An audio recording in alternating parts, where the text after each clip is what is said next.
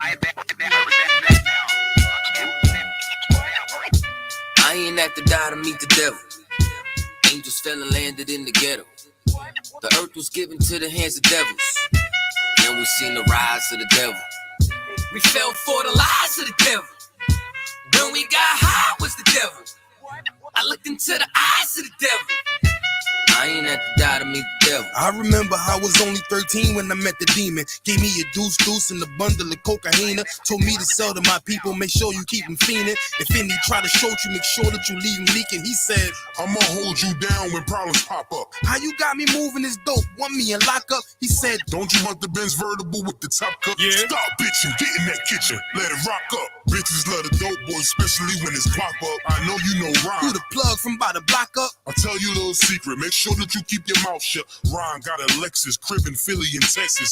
Trip to the Bahamas, just got a whip for his mama. He fucking up in commas, be honest, he seeing decent dope. I hear you, but I just seen Ron about a week ago. In fact, he ain't looking too good. His knees is kinda slow. I asked him why the struggle, he got stuck up for his bundle, but them 6 hollow tips in his legs what made him crumble.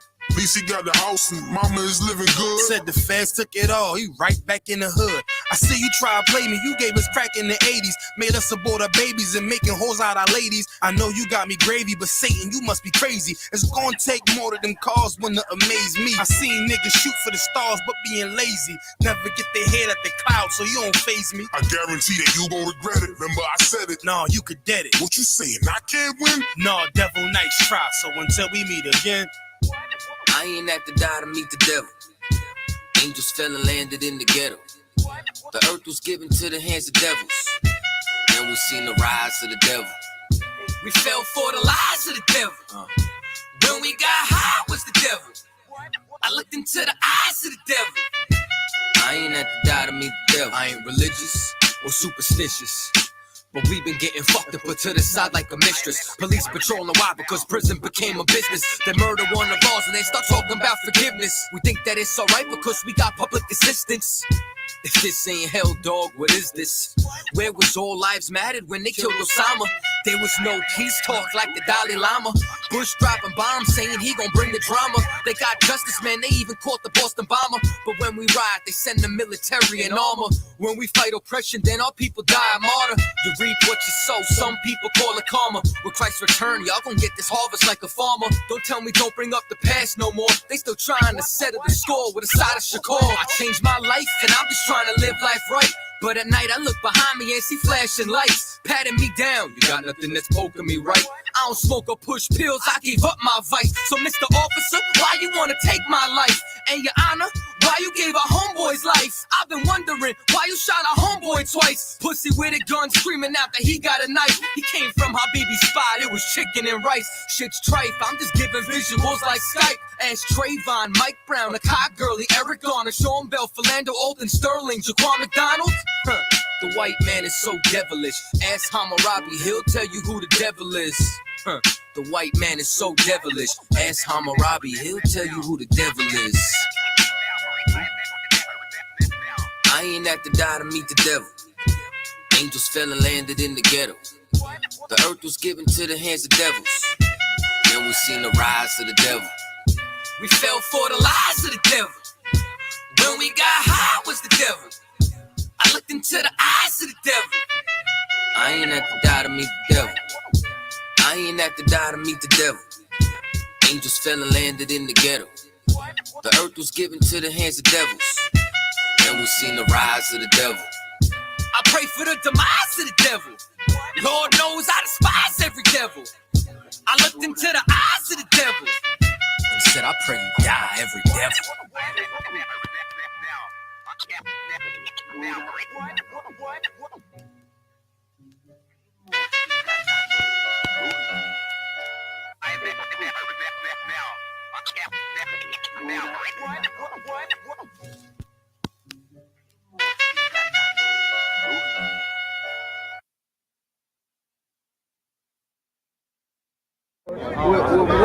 Hey, I'm just following orders.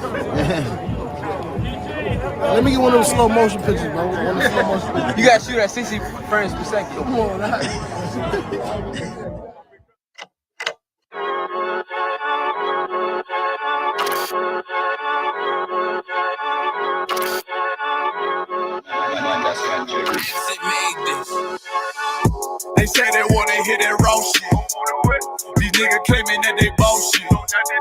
These niggas better move it kosher. Cause if they make the wrong move it kosher. See me, they like, ooh, chemo stopping. I'm on my way up and they ain't gon' stop it. They say they wanna hit that raw shit. I'm on my way. Coming up on my devotion. They see me, they like, ooh, chemo stopping. I'm on my body, real niggas right beside me. Damn right, I brought my army, going up like a rocket, and can't nobody stop me. These niggas garbage, so watch your mouth, boy. Coming all black, slithering house, call me mouth, boy. I'm off the hip like a cowboy. I'm a king, you should bow, boy. Shorty like that, man, you cut up. Nothing I can handle. 144 in the booth, going Rambo. Niggas do you dirty like a stick in a bando. That's why I play the corner like a bum with a banjo. I'ma lead by example. Ooh, keep on sobbing, got this bitch off the hand, got the juice, got the drip, about to hit the bitch with the soap. It ain't rap, it's assault. Can't taste a bitch unless you with the coke. They say they wanna hit that raw shit. These niggas claiming that they bullshit. These niggas better move it kosher. Cause if they make the wrong move it kosher. One word, one word, one word, one word, one word. Coming up on my devotion. I do it how a veteran be. You better than me. I'm Reggie at the edge of the key. It's all money, no honey. Think you settling? See, you locked up, fucked up, and it's back to the streets. It's one west. You can check the residency. I reside with soldiers died on the soles of their feet. Cause there's death before designer. Ain't no coward in me. Cause I'm cold as a bitch's shoulder. You ain't calling a week. Get the cooking on his beat. Hope you like it well done. Got them killers rolling with me and they all red rum, red rum, red rum. Got you fucking scared some. Get the banging on his beat till my fucking head numb. Black lock, red drum, black and yellow air ones. Homie, you ain't got a vest. I suggest you wear one. Told these niggas we was going up. Doing a lot of talking, now these niggas ain't saying shit. Feeling like a legend in this shit, lil nigga, I'm past veteran. Never feeling third, lil nigga, I'm past second. Guns, I gotta have them all like Ash Ketchum. Shotty break a nigga ribs up like his wife left him. We all stepping, kill you with kindness cause I'm dead nice. That 5'7" put you 6 feet, not talking height. That judge giving out 5, what you do in life. These hands are rude GPS, a mean right. That's mean right, we build different, you know the vibes. And we stamped it authentic, we notarized. I keep a 144 because I know a kind. Know it's arc, you know I'm with animals when we flowing by. We back again, no cap, when I'm with cap again. Yeah, they say they want smoking, so we matching them. Everything righteous, so you know when we get back at them, you get hit up with a K, but no check, acronym. check. All right. Turn 2 on. You unmute 2. Check. And 3 is down right there. Yeah. Like, unmute it. It's always low, but it's loud though, right? Right, we good. Yeah, you good. So you can go ahead and cut the tune on. All right, so we about to get started. You know, see out of Fayetteville, North Carolina. Hey, give me a 1 in the chat if y'all can hear me, Baba Kusha. If you're tuning in on the YouTube, on the Facebook, give me a 1 or a thumbs up. Let me know that y'all everything is coming through with a clear signal. And we're gonna get started. You know what I'm saying, Lord willing, we're gonna get started. Yeah. Let me know if anybody once they start locking in over there for me, Baba Kusha.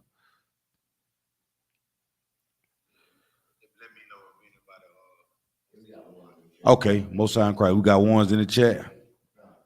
Most High in Christ.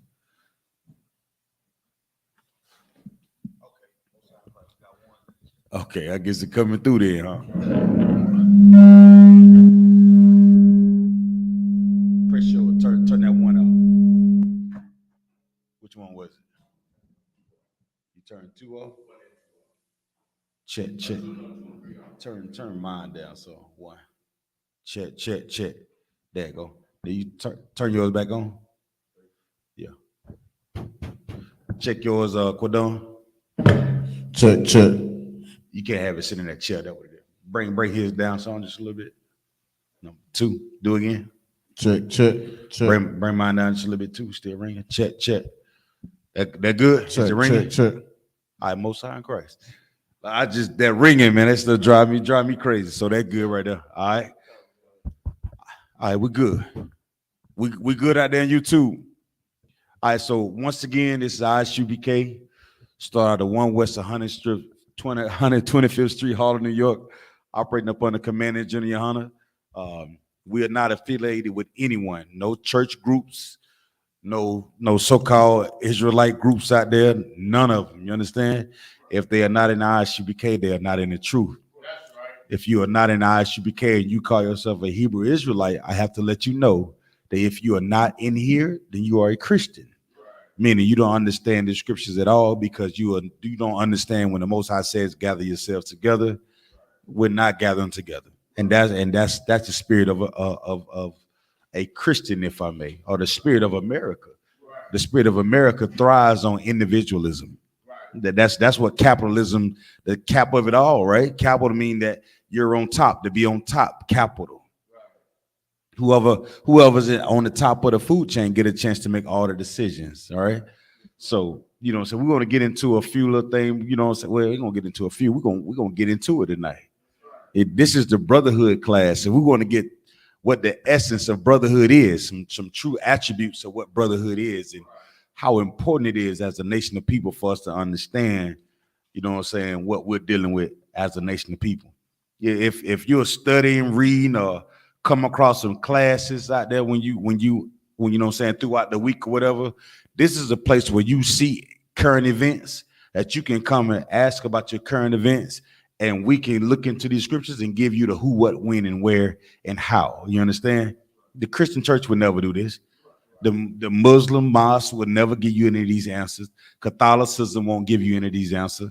Egyptology won't give you any of these answers. Scientology won't give you any of these answers. All the religions of the earth have nothing to do with the Most High. You understand? The law, the Bible gives us the perfect elixir, if I may. Do you understand? The perfect what you call it? Cocktail. You know what I'm saying? With everything involved in it, they get you back healed. You know what I'm saying? And the one thing that we have to heal as a nation of people is our brotherhood and our sisterhood. You know what I'm saying? We flawed in so many ways when we talk about our brotherhood and the sisterhood, because a lot of us just do whatever feels good. We get into the idea of what makes us what makes us feel good when we talk about living brotherhood or sisterhood. We can't be like the oppressor. We can't live like him. Because if we lose, if we choose to live like him, we're gonna remain in all these hellish conditions, man. You understand? Esau knows his end is near. So his job is to fool us every chance that he get. You know what I mean? His job is to trick you to think that saying Merry Christmas is what the Most High wants you to do.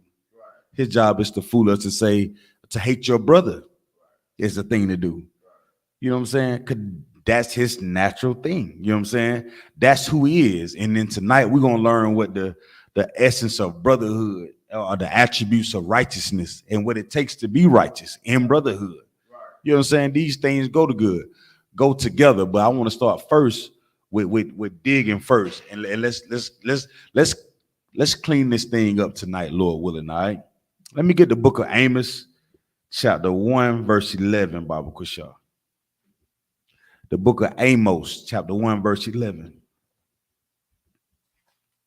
The book of Amos, chapter 1, verse 11. This is the book of Amos, chapter 1, verse 11.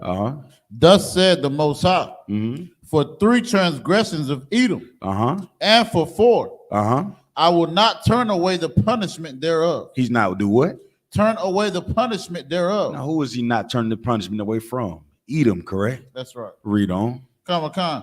Because he did pursue his brother with the sword, and did cast off all pity, and his anger did tear perpetually, and he kept his wrath forever. So somebody want to take this on? And we talking about brotherhood, right? So when we talking about loving the oppressor, if you do not know, Edom, or the name where that come from, that line, that lineage is the progenitor of the Caucasian race, if I may. All the Edomites. Now, this is going to give you their idea and how they view us. You understand? If you know anything about the scriptures, if you've been listening to the I.S.U.P.K, you should understand that Esau, and who was brothers? Jacob, right? Right. So Esau is Caucasian racist, you know what I'm saying? Two nations of people would be in our womb, right? And the other nation would be Jacob, whose name was later changed to Israel, or YAHANNA, correct? So read that again, Baba Kusha. Come on. It's the book of Amos, chapter 1, verse 11. Uh-huh. Thus said the Most High. Yeah. For 3 transgressions. Hold on. Thus says who? The Most High. No, I said that.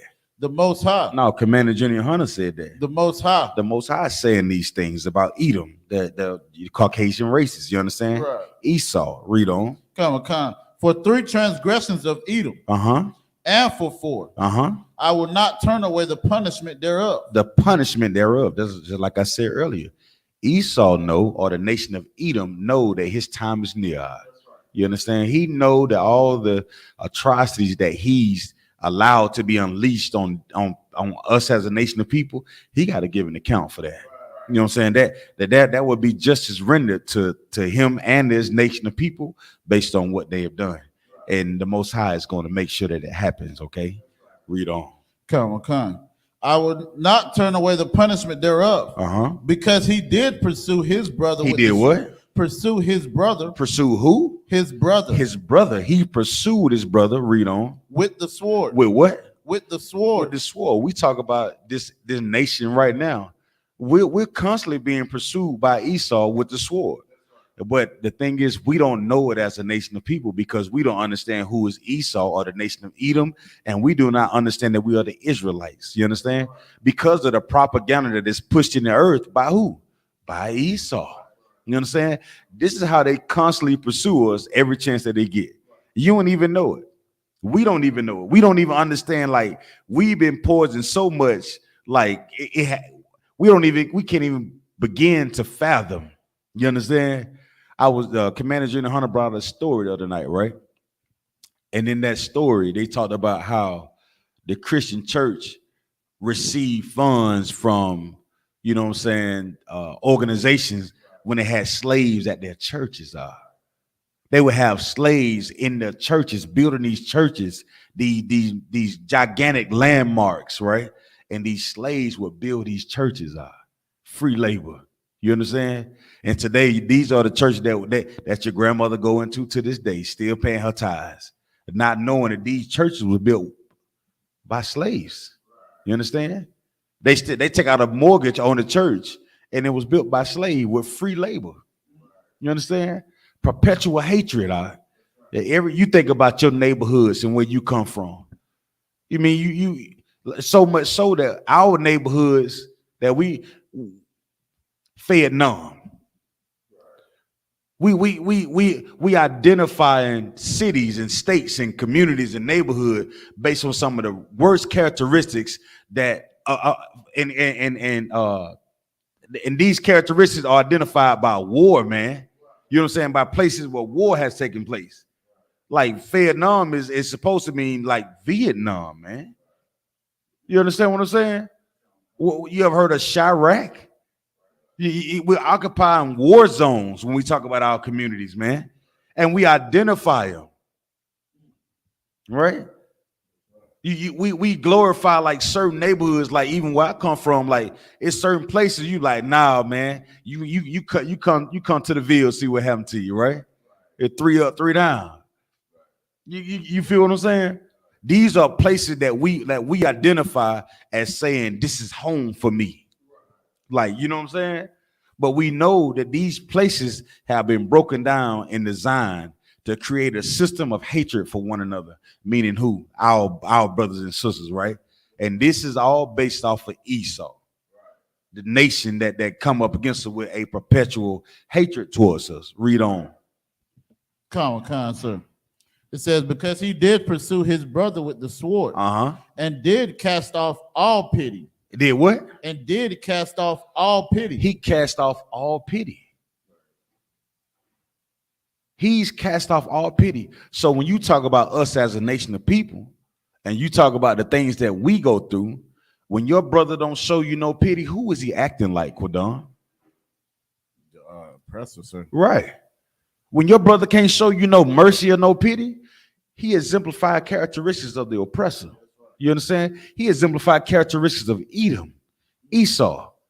That's why the scriptures say, envy thou not the oppressor, because the minute you begin to envy your oppressor, you're going to love what he loves and hate what he hates. Come on. So like I got a precept. Go ahead. John chapter 8, verse 44. Come on. Ye are of your father, the devil. That's right. And the lust of your fathers ye will do. Yeah. He was a murderer from the beginning and abode not in the truth. Right. Because there is no truth in him. When we speaketh a lie, he speaketh of his own, for he is a liar and the father of it. You know what I mean? That's so heavy what you're saying, because you know what I mean? Like when we start to take on their culture and their ways, we start to do as they do. We start to think like them. You know what I mean? And without even knowing, you know what I mean? Without even knowing that we subjected ourselves to their knowledge and stuff, to their ways, we start to subliminally act like them. And guess what that does? That destroys us as a nation of people, right? And it obliviates our brotherhood and our sisterhood, right, man. You know what I'm saying? To not have brotherhood or sisterhood, you have no pity for your brother or sister. Right. You know what I'm saying? Like every brother in here can say, raise your hand if you ever had an uncle that was on drugs. Right. You understand? That's black families. Your uncle used to be the cool uncle, man. They come in and used to rap like Curtis Blow. Don't push me. You know what I'm saying? You be like, oh man, my uncle can rap, man. You know, you grew up smiling. You remember we used to go to family reunions and have a good time. Your aunts and uncles, you just see them smiling and dancing all the good times, right? When we had families, what happened? We learned not to pity one another. You know what I'm saying? We forgot how to be charismatic. We forgot how to be, what's the word I'm looking for? Let's show some compassion. We forgot to be empathetic. We forgot to be sympathetic to the struggle of blacks, Hispanics, and Native Indians. And we only begin to chase that thing, the all-American dollar, man, that greed. And that's what has happened, because this is what the oppressor pushes all day and all night. And he pushes it, and he has no pity. That's the oppressor. How can you have brotherhood or sisterhood when you don't feel somebody else struggle? How can you have something for me when you don't understand what I'm dealing with? And here, brothers will come in and drop something heavy on you because you want to be able to share that burden with your brother. You want to let your brother, your sister know you ain't alone in this fight. You're not going to do this by yourself. I'm going to do it with you. And if you don't allow me to do it with you, then you're not being a brother to me. You understand? The oppressor does not show us no pity, right, Quadon? Read on. It says, and his anger. And his what? His anger. Now his love. His anger. Now come vote for me. His anger. I know what the black community needs. His anger. This nation of people is filled with anger, okay? Right. First, they have no pity, and his anger, read on. Did tear perpetually. Perpetually mean forever, continuously. There is no stopping this thing. Right. Once you learn this truth, man, you walk by the oppressor and you just turn around just to look, just one good time, and you'll see that smile becomes a smirk after a little while. Right. You understand what I'm saying? While you think that they are showing you some genuine love, they just trying to get through that day just like anybody else. Right. They're not trying to be confrontational with you. They know as a nation of people, we're not together. They don't have to be confrontational with us. It don't matter what they do. They know for a fact, until we keep the law, statutes, and commandments, we cannot come together. We won't come together. Right. You understand? So yeah, they're gonna smile at you. Hey, Taekwondo. Huh? Hey, you know what I'm saying? What give me one of them brother names. Jojo. What's going on, Jojo? How you? They smiling. How you nice? Some of them be so nice they pat your children on their head. Right. Them same people are the ones that are gonna be judging your child. And I seen this on some kind of TV show or something with this lady. She was a teacher and she became a judge. And she remembered one of the students in the classroom where he was at trial. He said, I remember you. What happened to you? America happened to him, huh? Right. You understand?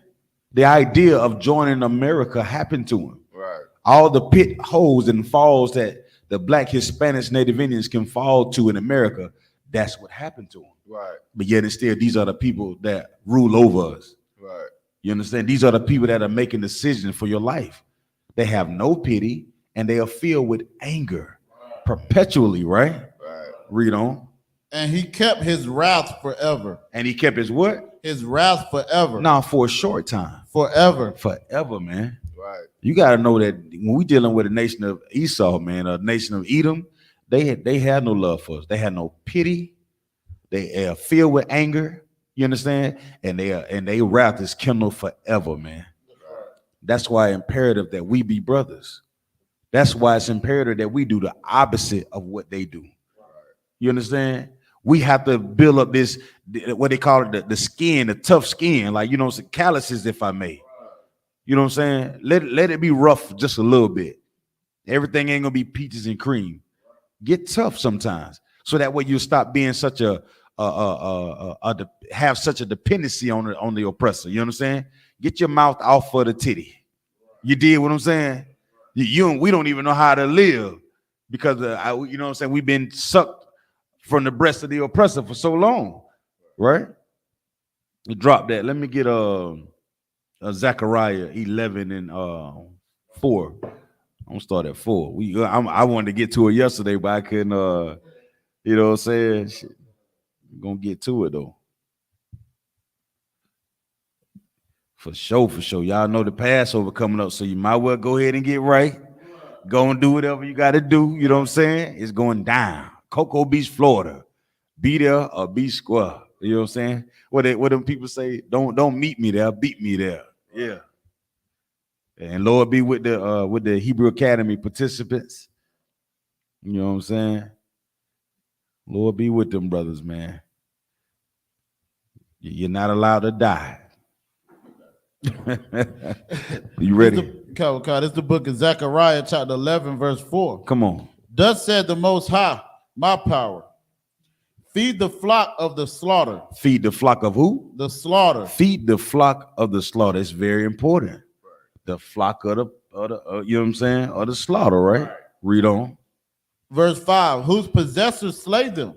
Whose possessors slay? Who are they slaughtering, if I may? Come on. So like it's black Hispanics and Native Indians. According to the scripture, who are they slaughtering? Oh, so like it's the flock of the slaughter. Yeah, they slaughtering the flock, huh? Right.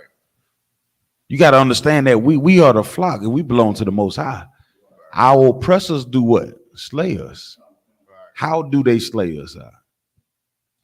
Come on. Like so they slay us by, giving us Christianity. What else? They slay us by, murdering us, across the street with George Floyd, Philando Castillo, Ahmaud Arbery. The list goes on. They slaughter us by turning us against one another, separating us instead of us being one as together. Like, tonight is Brotherhood class. So, they use our lack of knowledge against us to fight against each other. So like when you can't see your brother for who your brother is, you know what I'm saying? Oh, that's what they doing now. You know what I'm saying? When you don't see your brother as a brother, you have no idea, you know what I'm saying, of the mindset that you adopt in his empire. You know what I'm saying? Read on. Come. And hold themselves not guilty. It's not my fault black on black crime is so high. It's not my fault that 85% of the prison population is black, Hispanics, and Native Indians. Right.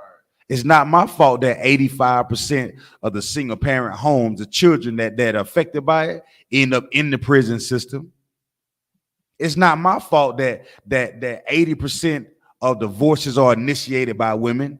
Of course, we know that sex is marriage, but by statistical facts, right?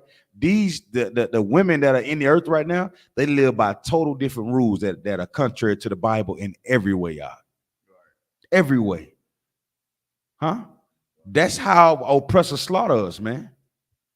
And everything that we can think of that we can say, hey, it's your fault. You know what he says? He says not guilty. It ain't my fault. For every crack baby that has ever been born on earth, it's his fault. For every uncle that have died on heroin or cocaine or meth, it's his fault. That crazy high school student that went to school, he just the coolest cat ever, man. Right. Stayed high all the time. Nobody ever told him he was wrong for doing it. Right. Until that one day he messed around and hit that wrong strand. And you know anybody know anything about marijuana? If you smoke weed and you get a bad strand that come from a male plant, that'll drive you crazy, huh? You know what I'm saying? If you get y'all don't know nothing about this, huh? See, that's what I'm saying. See, that's how they slay us. See, we'll get addicted to something and don't even know that it's poison, huh? You understand? At a marijuana plant, I'm giving you a little science about this. You know, just something I learned a long time ago, before the truth, if I may. You understand? Like when you grow in plants, you're supposed to get rid of the male plants away from the female plants. Because if not, they'll begin to asexually reproduce, and the spores from the male plant will get on the female plant, and this causes a bacteria. So when you used to smoke, right? You know, remember I used to get them headaches? Come from a bad plant. Now the Lord the Lord is not in none of that. That's all witchcraft, correct? But you know what I'm saying? You mess around and get a bad plant one day, it'll cause your brain to shut down. You'll begin hallucinating. What they call it when the brothers be nah, you won't get not euphoria. You'll be tripping, but what is it? It's like a bad trip. Like brothers literally lose their mind behind marijuana. Like they can be cool and they be like, "What happened to Terry, man? Terry got into some bad something one day, man. He been right since then. A bad trip, huh?" But you've been looking at Cheech and Chong your whole life. Who put that in front of us, man? The oppressor did these things. Everything that you can think of, the habits that we pick up, come from social brainwashing. We've been socially brainwashed and conditioned to respond and do certain things that the oppressor is cool with. So you never wake up. We never wake up. You stuck in a dream. All right? Read on. Come. And they that sell them say, blessed be the Most High, for I am rich. And their own shepherds pity them not. That word again. So we seen that the oppressor didn't pity us. You understand? And when we join with the oppressor, like Balthazar once said, guess what happened? Now we take on the characteristics of the oppressor. Now we stop. He don't pity us. He's filled with anger, and he has a perpetual wrath towards us, right? So we take on his culture, adopt his ways, adopt his God, that Jesus that you say knows your heart, right? Guess what happens next? You begin to not have pity for your people. You begin to not have any remorse or empathy for your people, right? That's what happens. And their own shepherds, meaning who? The people who were supposed to be guiding and protecting us out. The brothers and sisters that's supposed to teach us the way. You understand? What bunker y'all say? He said, stop hating and thumbs up the video. You know, take a second. Okay, Most High Christ. Schizophrenia, that's the word on. That's it. No bunker, y'all go get it. Brother have a bad trip, but now he's a schizophrenic for the rest of his life. And not only that, they don't tell you about the chemical imbalance when it throws off your estrogen and your testosterone. So now you got men that are growing breasts like women because they smoke so much daggone weed and so soft all the damn time. And you wonder why your fingernails growing so goddamn long. It's all the estrogen that's in your blood. Huh? You wonder why the brothers who smoke all the time, you ever see them brothers smoke all the time, their legs be skinny as hell. Like an M&M. You know what I'm saying? Brother like an M&M, he like Mr. Potato Head. Legs be small as hell. Yeah. Brother smoking, he smoked and he had a basketball game, legs just be skinny. You ever seen like an Air Force One? Like the Air Force One, like he go to his leg go down in the shoe like that. Yeah, you can have see. Yeah, brother got to put on 2 pair of socks, huh? And you know what I'm talking about. And soon as he get done hooping, he goes fire up. Nobody ever tell the brother, well, brother, your legs so small because you have no estrogen in your system, huh? I mean, Salak, you're full of estrogen, your testosterone. The biggest muscles in your body are your legs and your back. So that what produces all your testosterone, right? That's why I'm getting into it, right? That's why when a young man get up in the morning, he got what? Morning wood. No, come on. It also lowers your sperm count. Come on. Right. Yeah. Your soul just stops swimming and everything. Right. But it's cool for you to put it in your mouth and you blowing shotguns. You see what happens? Lack of compassion. We don't pity. We don't have no empathy for each other. None of that once we follow the oppressor, man. And we pick up the same thing. And the people who are supposed to be watching over us, our shepherds, our gates, all those things languish, man. All those things fail us as a nation of people. You understand what I'm saying? And you got to see it. You got to be, as a brother in here or a sister in here, you better look at your brother like gold. You better not be like the oppressor. Don't be like him. You better learn some compassion and have some pity for your brother and your sister. Don't look at them as being an opposition. Because you learn that from the person who hates you. You understand? That's where we learn that from. And when you pick that up, you lose your brother. When you pick that up, you lose your sister. You pick up the American flag and the Star Spangled Banner and all that, you lose your brother.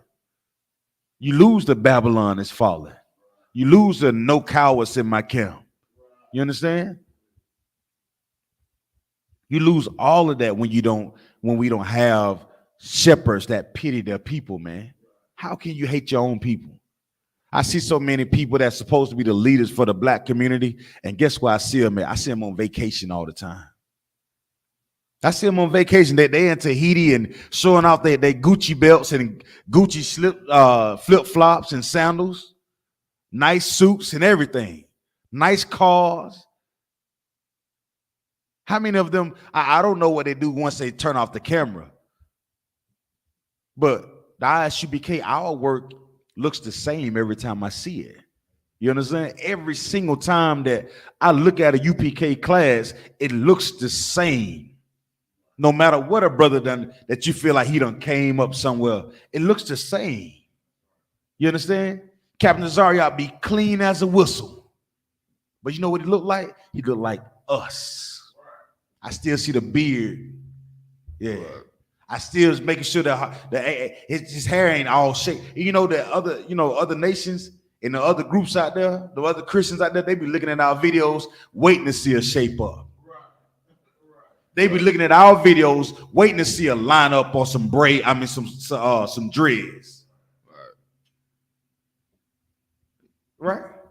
You know they sit back watching. They looking for every little thing that they can try to pin against us. It don't work. It'll never work.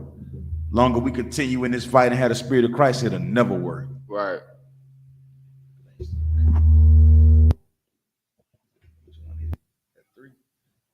That thing tripping. Most High Christ. We good on that? It's a lock you, bro. You know what I'm saying? Let's go to 1 Corinthians 3:19, Baba Kusha. Anybody on here? That thing still tripping. It do that sometime. 1 Corinthians 3:19.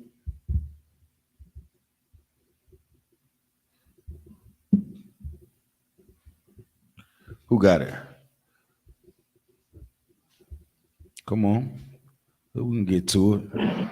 This is the book of 1 Corinthians chapter 3, verse 19. Come on. For the wisdom of this world is foolishness with the Most High. The wisdom of what? Of this world is foolish with the Most High. Go ahead.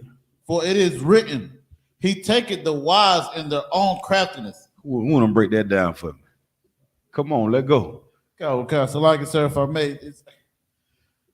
may, to start off, the scripture say, know those that labor amongst them. Come. I'm telling you, we be at the same mind. But Salakia, it says, for the wisdom of this world, meaning, the world we live in, the age society of a people, America today, right, is foolishness with the Most High. Right. So you thinking like you said, how to grow marijuana, or you thinking how to vote, You thinking you know the things of America. That's foolish with the Most High.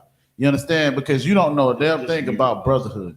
You don't understand a damn thing about, how to follow the law, statutes, and commandments. So if you don't know the things about what the Most High requires, it's all foolishness. Right. You understand? Then it says, for it is written, meaning, the things that were written before time. So it's speaking about the Old Testament or what was written before the New Testament. It says he taketh the wise in their own craftiness. And it's so heavy. We see Ukraine and Russia going on right now. Right. We know Esau is the man of the sword. Right. But he's getting ready to be taken in his own craftiness because America's going to be destroyed by that same sword he created. Yeah, because they don't have no pity. Right. Their anger is perpetual, and he's filled with wrath, man. Right. They don't even understand what love is. In this empire, everybody think love is about rainbows and butterflies. You understand? A bunch of mumbo jumbo BS. You understand? You understand? Without understanding what God says is love. You know what I'm saying? We gonna be stuck in Christianity. You know what I'm saying? Well, we gonna be stuck with what the Christians say. You know what they say? I accepted God as my personal Lord and Savior. You know what I'm saying? He know he's my shepherd. He know without all that BS, not knowing what love truly is. Not knowing what compassion really is, not showing pity for your brother or your sister, not having any empathy towards your brother or sister, right? See, that's the love of this world. The love that they try to teach us. Well, the love of this world will have you thinking like, do I even want to say that? No, I don't want to say the love of this world. You know what I'm saying? I have us food that we won't even know the real from the fake. We won't even know it. You know what I'm saying? Right. It'd be so foreign to us because we don't even understand what that is. You feel what I'm saying? So we good on that. So we're gonna get on into the thing. I want to start out with just showing like Esau, the nation of Edom, and his idea of how he views us as a nation of people. That's how he views us. So now we got to figure out what is our job. You know what I'm saying? We showed you we can't be like Esau. We said the scripture said, envy thou not the oppressor. We just proved the fact that what the Lord said he was going to do to him because he showed no pity, because of his anger and his wrath. You understand? And just like everything, and we also broke down the foolishness of this world. The thing that you think you value in this world, man, don't get caught up in it. Don't get caught up in the ways of this world. So we about to flip it. So we're gonna talk about what we should be doing as a nation of people. How our shepherds are supposed to be. You understand? How our leadership is supposed to be structured. Right? In the I.S.U.P.K, you'll find that in here. You understand? From the generals all the way down. All right. So let's start with the book of Mark, chapter 6, verse 34, Baba Kushar.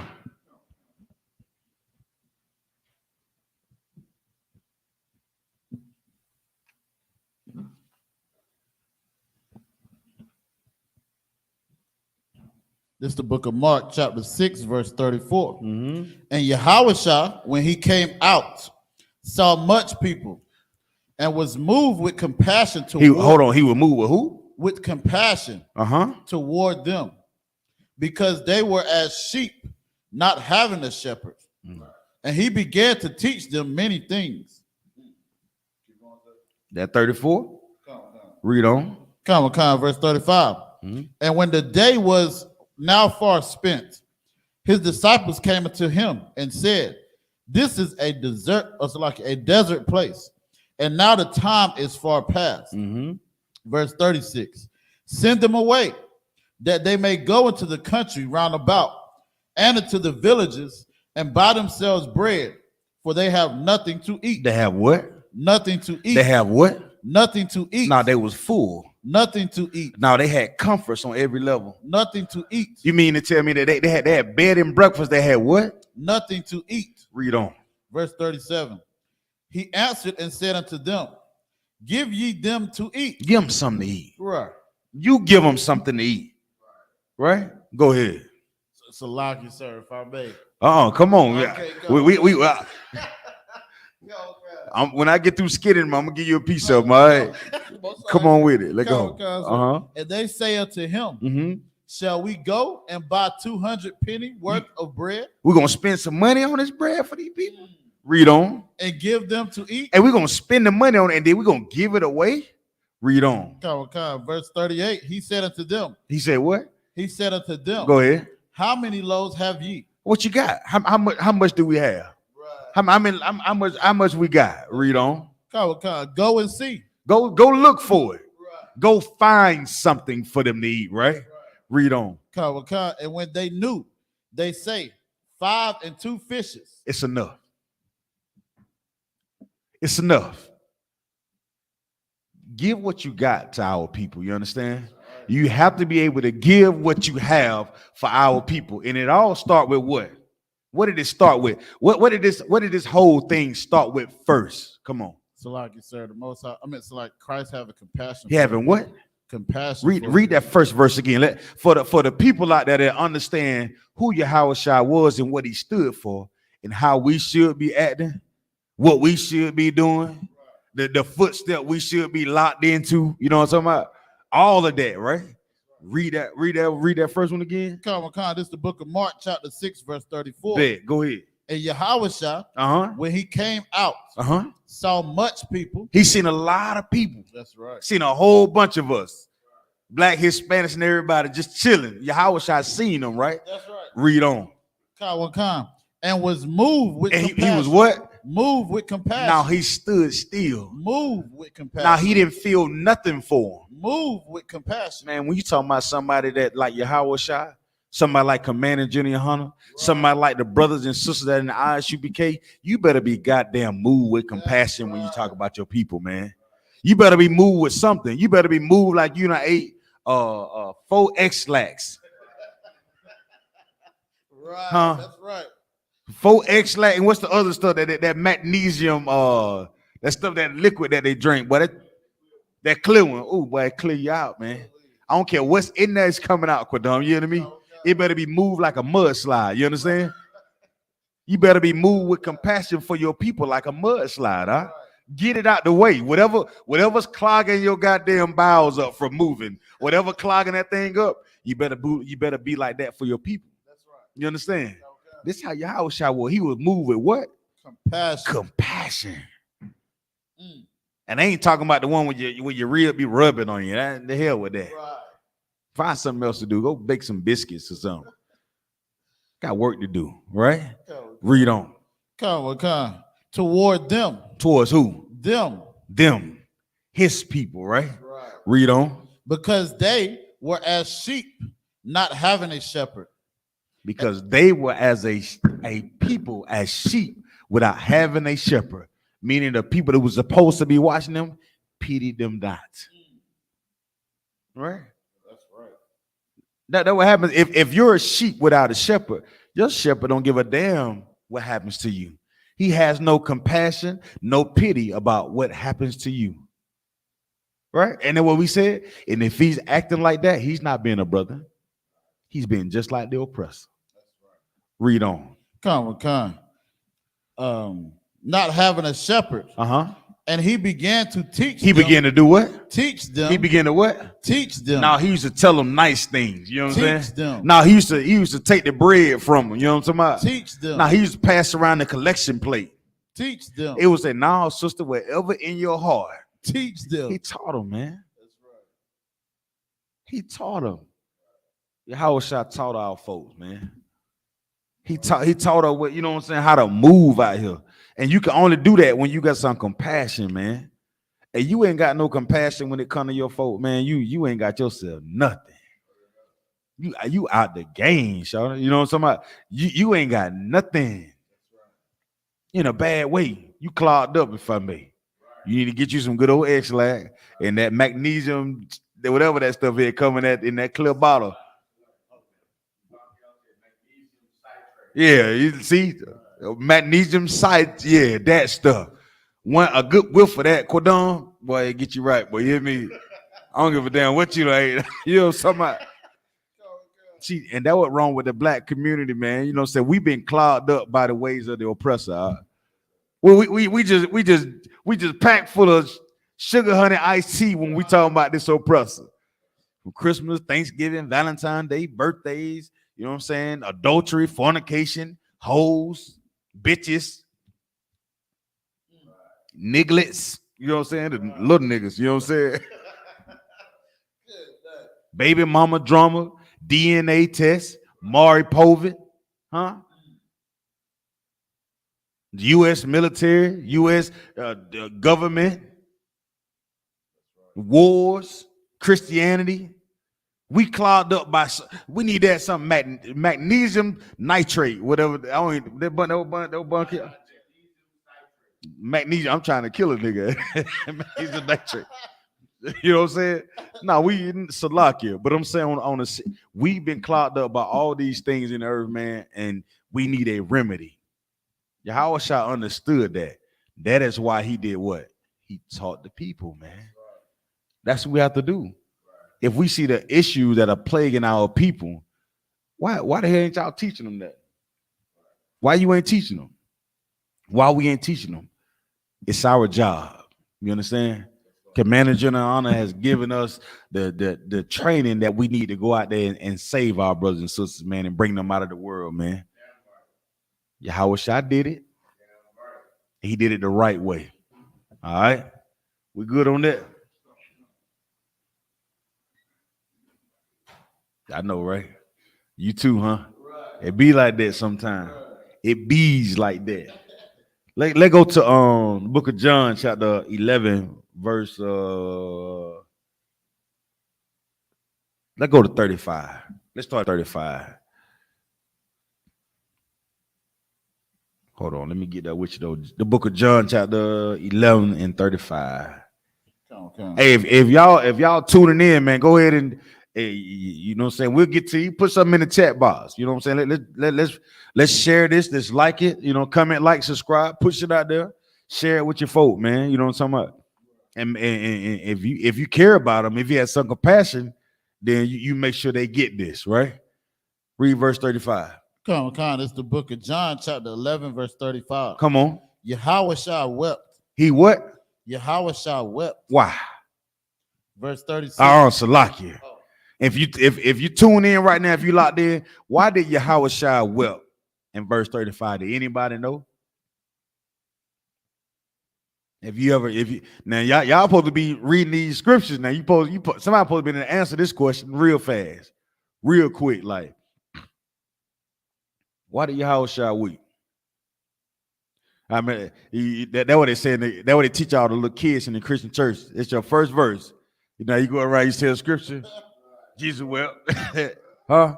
Did nobody ever tell you why he wept in the Christian church, though? Tonight, you're going to find out why Jesus wept.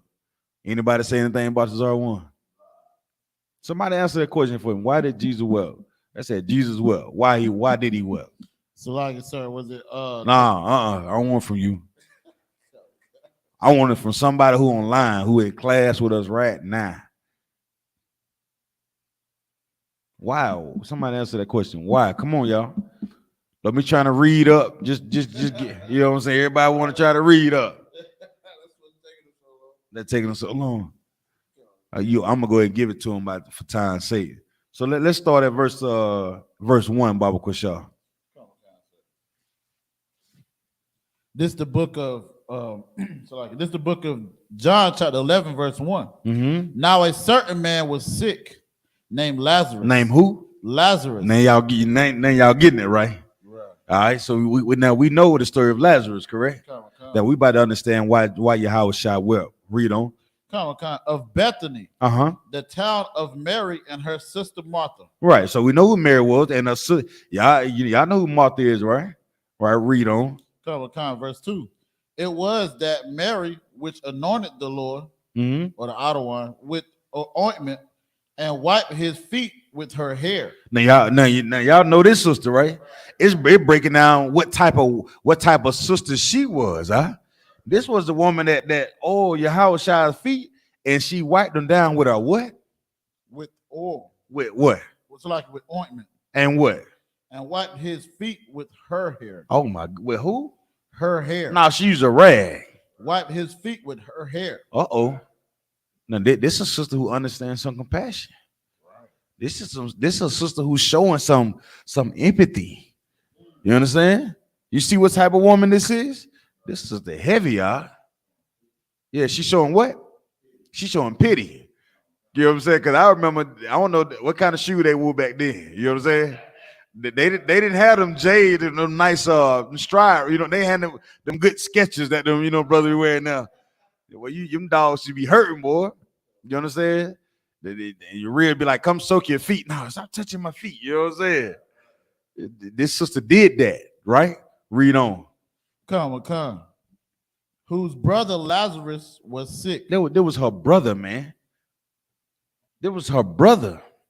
Lazarus was her brother, man, and he was sick, right? Drop down to verse 5. Come. This is the book of John chapter 11, verse 5. Mm-hmm. Now Yahawashi loved Martha. He what? Loved Martha. Now Yahawashi, love, there you go. Love Martha, come on. And her sister. Uh-huh. And Lazarus. That brotherly love right there, ain't it? That's being a brother. If Yahawashi, if it's saying here that he loved him, guess what? It meant that. He meant every word of it. Drop down to verse 32, Baba Kusha.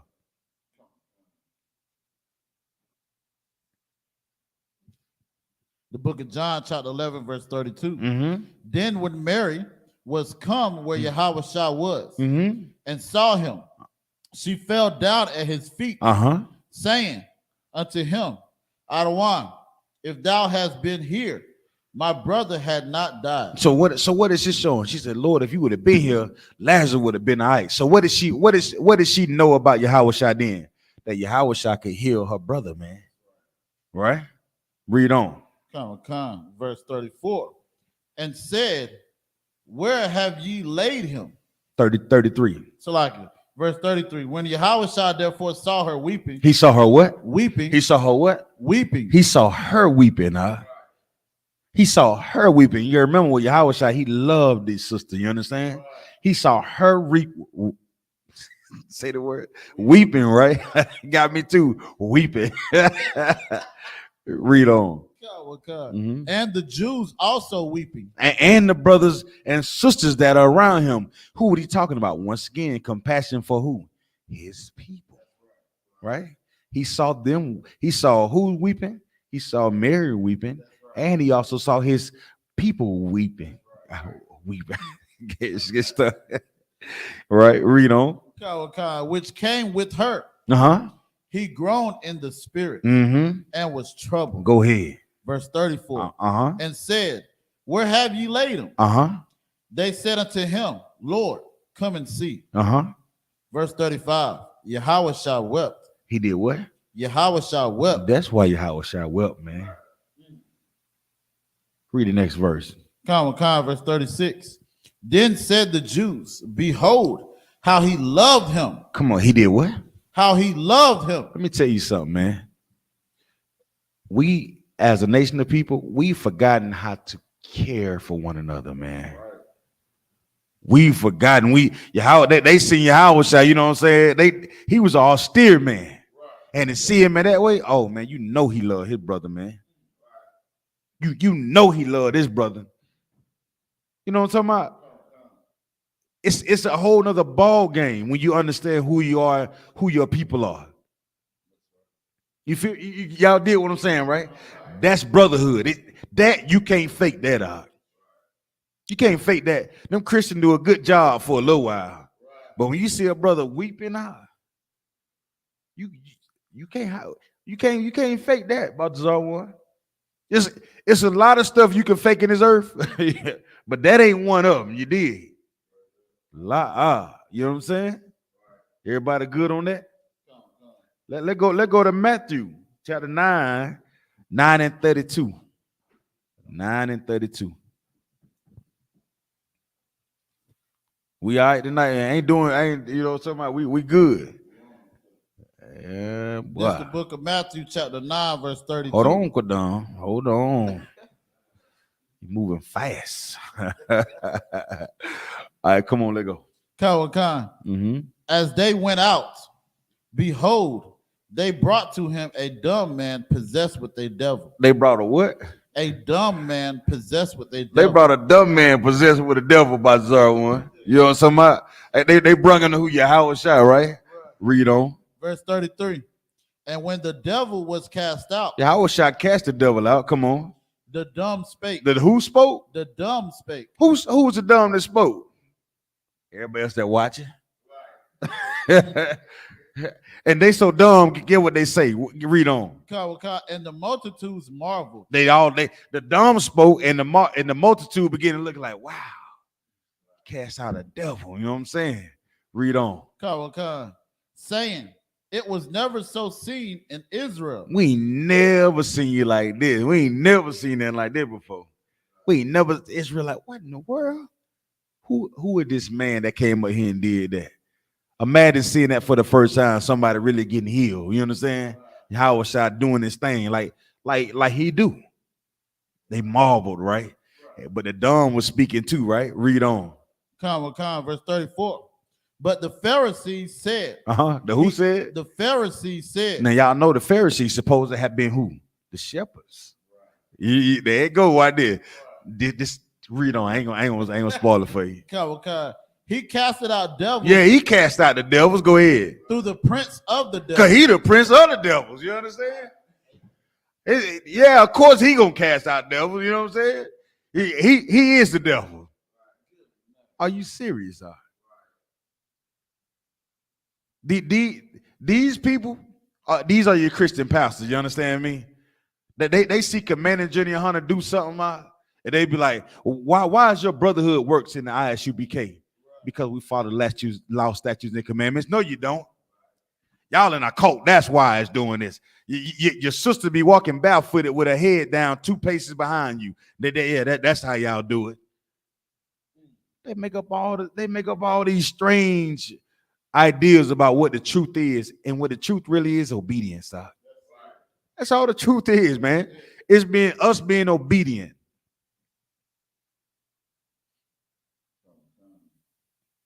But the Pharisee, he must be the prince of the devils. That's how he did it. He did it hocus pocus. You know what I'm saying? Read the next verse. Verse 35. And YAHANNA went about all the cities and villages. Teaching. He did what? Teaching. He went everywhere doing what? Teaching. Teaching. Come on. In their synagogue. And preaching the gospel of the kingdom. Go ahead. And healing every sickness and every disease among the people. Go ahead. Verse 36. But when he saw the multitude. But when he saw the multitude, once again, he went everywhere, teaching, healing, you know what I'm saying, breaking everything down so they can get it. Right? But when he did what? When he saw the multitude. When he saw the multitude, go ahead. He was moved. He was what? Moved. Like that, the magnesium silver nitrate. He was moved with what, Quadon? Compassion. With what? Compassion. Compassion. Who got it? What you got? What you giving your brother? Huh? You got any compassion for your brother, or you thinking about yourself all the goddamn time? What you got? What's in your wallet? Huh? What you got? What's your issue? Why you don't like your brother? Why you can't stand your sister? What's ailing you? What is it that's so goddamn hard that you don't know how to have some compassion for your brother, your sister? And that compassion don't mean like everything gonna be easy for you. As a brother, I'm the type of brother, I'm gonna challenge you. I'm gonna challenge you because I want to see you do better. That's what you want, right? You want me to lie to you? You want me to give you ear candy? You know what the ladies be telling you? Yeah, I'm gonna do all this to you girls, and as soon as you get to the house, you sleep. She mad as hell. You know what I'm saying? Huh? No, YAHANNA had what? Compassion on them. Read on. Because they fainted. They did what? Fainted. They were stuck, brother. Go ahead. And were scattered abroad. as sheep having no shepherd. As a sheep has what? No shepherd. Once again, there it goes again, Cordon. That's us, man. We are people who need somebody to tell us, get your ass over there and sit down somewhere. You understand? Put it down. Stop it. Do it like this. Repeat the process. I'm to walk the water. Right? Repeat the process so you can get it right. That's what a good shepherd does. You feel what I'm saying? He recognized the error in our ways, so he taught us. He had some compassion. He realized we were scattered everywhere. And when you scatter everywhere, you pick up all. If y'all ever seen a wild dog, a dog that just rushed out the house real fast? You ever had a dog that stayed in like you keep them in the house, and sooner they leave out the door, they just take off. Right? And before long, what anybody had an animal, what do you end up saying to that dog after he take off out the house? What do you normally say? Come on, Kodon. So like you say, you like, get your butt back in his house. Yeah, get back in the house. That one thing he end up in. What's something else that they end up in? So you talking about the dog? The dog, yeah, come. He'll end up in something or hurting himself. Hurting himself. In the road, here come the cars coming. Get over here. Get over here. The traffic coming. They see a rabbit running. Guess what the dog do when they see the rabbit? You know damn well he gonna catch that rabbit. What are you doing, Kodon? Damn dog go crazy. He all in a thorn bush. Now you gotta go in there and cut the thorns from around him because he done wrap this dumb ass up in the damn thorn bush. Now you gotta go in there and cut the thorn bush from around him just so he can get out. And when he get out of the thorn bush, what he do then? He stay beside you for a couple of steps. You know what I'm saying? He walking back to the door with you. You know what I'm saying? And as soon as you turn your head again, guess what he gonna do next? Do the same damn thing again. Take off. See, the Lord don't want us like that. He want to be a good shepherd to us. He want to be able to pull us from all the crap that we into, because he understands that these things harm us. We are the ones that are wrapped up into these thorn bushes, and every time we move or do something contrary to what the law, statutes, and commandments say, it's like a boa constrictor. It gets tighter. You know what I'm saying? You know damn well you ain't supposed to be sleeping with that man's wife, right? Here it comes. Here it comes. And that thing is gonna get tighter and tighter and tighter till you throw your hands up and say, Lord, what do we do? Lord, if you get me out of this one, I won't do it again. He's been like a shepherd to us, right? Read on. Come. Verse 37. Then said he unto the disciples, the harvest truly is plenteous. That's right. But the laborers are few. Meaning what, Quadon? Like I said, if I may, it's like the harvest is kind of like the after effect when you're getting ready to gather everything. Mm-hmm. But the ones that's putting in that work is, before that harvest comes. So like he said, the harvest is plenteous. So everybody want to reap the benefits of you doing the labor, but then don't nobody want to put in the work or put their right. The work is there. I mean, we got plenty of brothers out here still selling dope. You got plenty of sisters out here on these strip clubs. You know what I'm saying? We got alcoholism all through the reservations. We got drugs every goddamn where. It's work to be done. You can be a shepherd to somebody out there. I talked to a brother earlier today, and he was just telling me about the things that his sons were doing. But there's work to be done. I volunteer. What you need me to do? I'm with that. It's work to be done. Where's your compassion? Where's your empathy? Oh, you worry about what's in your own goddamn stomach. You worry about you gonna miss a meal or you too goddamn full. Where's your compassion? You see that? How I looked at the multitude, meaning what? His people, man. To see, hey, look, y'all, hey, I know y'all need this. I got y'all. You know what I'm saying? I'm gonna make sure y'all straight. I'm gonna teach y'all. Manager YAHANNA does. That's why when we go out on the community, that's what we're doing. We're teaching, Now you may not think that like the healing process is like, Christian church have us clueless about what healing is, right? But healing is simply once you learn something, you turn from that. It no longer affects you the way it would affect you, right? You know what I'm saying? It ain't like you all of a sudden you begin to glow or some shit. You know what I'm talking about? So like for my language, like you know what I'm talking about? No, you used to sell dope. You stopped selling dope. You heal yourself from that, huh? You used to pimp whores. You're no longer pimping whores. You heal yourself from that. You used to be a hoe, a $2 hoe at that. A dinner and a movie, and you was on your back within an hour. You understand? You're no longer doing that. You have some value about yourself. You understand? You're raising your children to have some value in themselves. You're healing yourself out. You see that? That's what YAHANNA was doing for us, man. That's what the I.S.U.P.K represent. We represent what our brother represent. That work. It's plenty of work, but the laborers are few. You would think once you hear the truth, the I.S.U.P.K have every black man you know would be in the I.S.U.P.K that understood the work, the thing that what would happen in their life if they chose to do this thing right. But it's a few laborers, huh? But it's growing though. But it's still plenty of work to get done. You understand? It's still a child out there without a father. It's still a mother out there without a husband. You understand? It's still Christian pastors that are teaching our people. And you got so many people that are still full of sugar, honey, iced tea. You understand? There's plenty of work to be done. I dropped that. Let me go to Romans 9:2, Baba Kushar.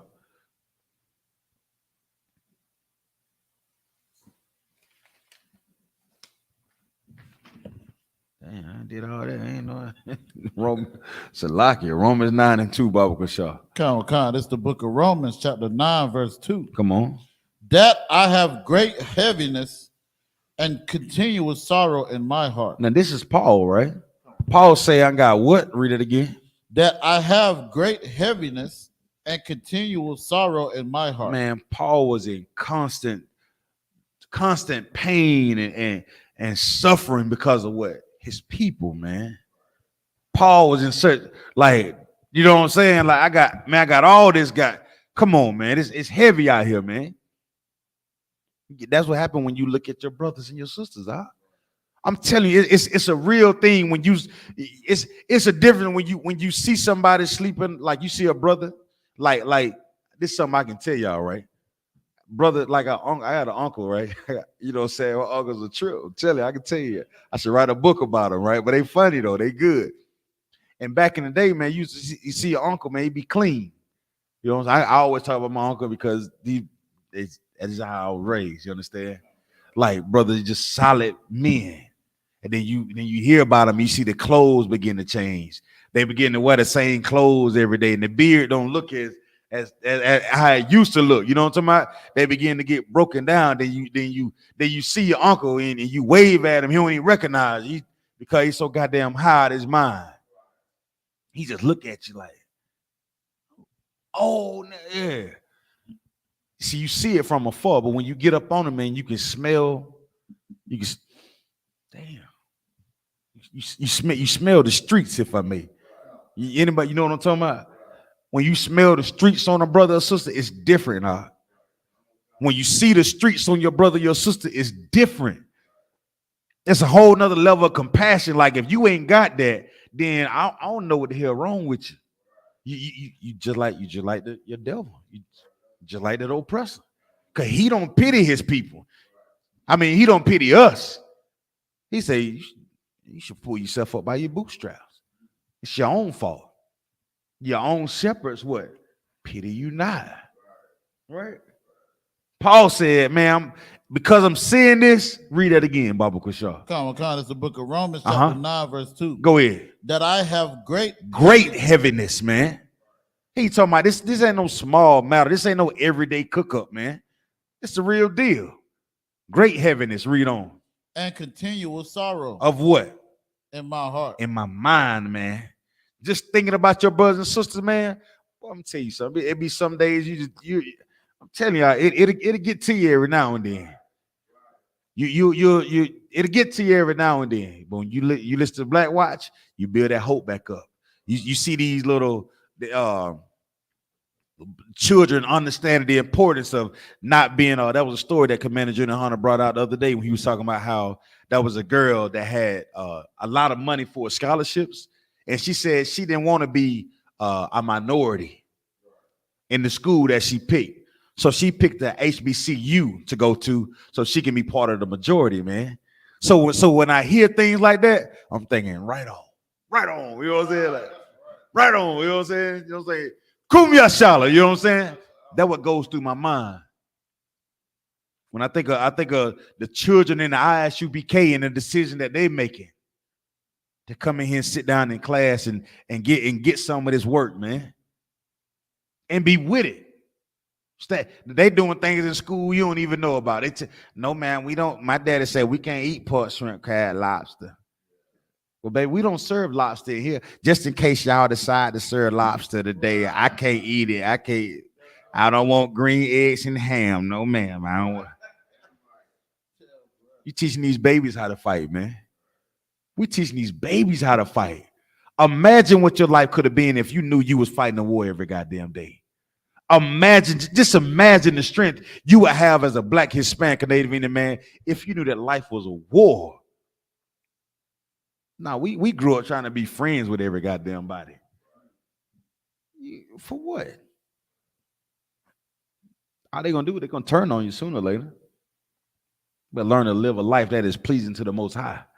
You have brothers then. You have more than friends out. You understand what I'm saying? Life is war. And when you know that there's warfare that is taking place spiritual on this earth, you can look at your people and say, damn, boy. Woo. We dealing with some things out. We dealing with some things in D.C., Maryland, Baltimore. We dealing with some things. We dealing with some things down in Atlanta, Georgia. We dealing with some things right here in Fayetteville, North Carolina. We dealing with some things in South Carolina, Texas, California, Chicago. Brother, we dealing with some things. Straight up. We know this, right? Ain't no mystery about this. If you're seeing it, then great sorrow, heaviness. Read on. Come on, verse 3. Mm-hmm. For I could wish that myself were accursed. Paul said what? I could wish that myself were accursed. Go ahead. From Christ. For my brethren. My kinsmen. According to the flesh. What is Paul saying? Paul saying, man, check this out.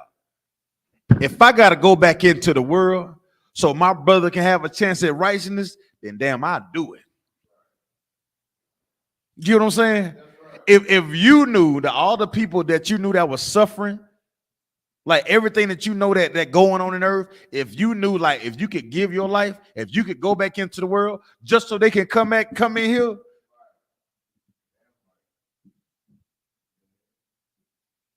That's what Paul saying. Paul said, I'll go back out there just so they can come in here, man. I'll be the accursed. Read on. Verse 4. You gotta read it. You gotta read it like read it like you know how to read it. This is the book of Romans, chapter 9, verse 3. For I wish, for I could wish that myself were accursed from Christ. Cut off from Christ, right? Read on. For my brethren. For who? My brethren. For who? My brethren. My brothers, man. Read on. My kinsmen. My kinsmen, my kinfolk, right? Go ahead. According to the flesh. The flesh. You understand? Go ahead. No, you just gotta say, who are Israelites, man? What's your problem? What you mad? You gonna miss something? What you gonna miss your husband? What is it? Brother, she don't want you at the house any goddamn way. You understand? When you leave, she picking up that phone and calling 123 Mr. Tony, the plumber. She ain't missing you. You so worried about what you worried about? You mad at you worried about losing a hoe instead of doing the work of the Lord? You get what I'm saying? What? You see your brother suffering, you gonna sit up on your girl and what you gonna blow kisses and what's the little thing that they little bubble thing that you blowing bubbles out? How much love do you think she needs? How much can you give her?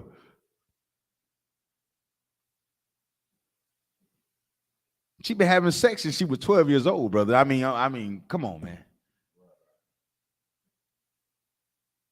You think you're that special to this woman that you don't want to do the work of the Lord? Paul is showing what compassion is. See, you stay at home with your woman and lay up on her all goddamn day because you don't have any pity for your brother, your sister. You're just like that old person. Ain't that what he said? And you wonder why brothers be like, we about that camp getting to it, Kodon. They'll roll by, blow that horn up. Bing, bing. They hit the horn. But they ain't coming out there though. No. Ain't no. And for the sister that they're giving a man a hard time about going to camp, what you want him to do? Take out the trash? What you want to show him how to make your favorite dish, huh? Come here, baby. Let me show you. Let me show you how to cook. I don't even know how to cook a goddamn thing. That's what I got you for, right? Now, if I wanted to pick up some skills, I can read directions. It ain't that hard. You know what I'm saying? I know how to add a cup and a half of margarine. Here we go. A teaspoon of butter and a half a cup of sugar. I've made Kool-Aid a time or two of my life. You understand? And I know how to add ingredients to make it taste to my liking. You understand? I'm quite sure I can figure out how to make a goddamn baked ziti or lasagna. I'll be all right. Huh? We'll be all right, Quadon. A brother will figure out how to get something to eat. You understand me? Let's figure out how to do this work. Because that's what Paul was about. I'm about my father business. You dig what I'm saying? Can we that's compassion? That's pity. And if I'm with my woman and she understand, like when I walk out that door, go in the camp, and she says, Shalom, you know what I'm saying? Make sure y'all go get our people. That's a woman that's a woman I'll die for. You feel what I'm saying? A woman that gets up and iron my clothes and make sure I'm toward when I walk out that door. Oh, it's on, brother. It's on.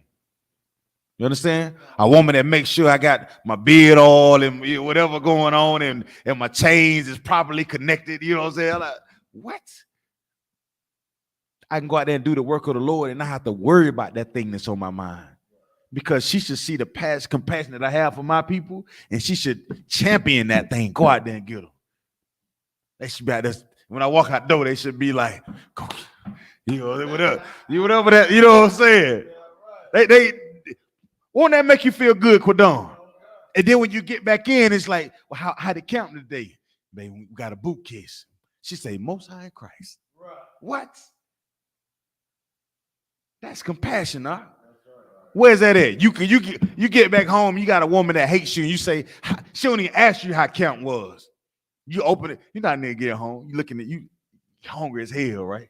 Because we ain't stop at Mr. Shark's today. You get home, you walk in there, you smell food, right? So you go in there, open the microwave.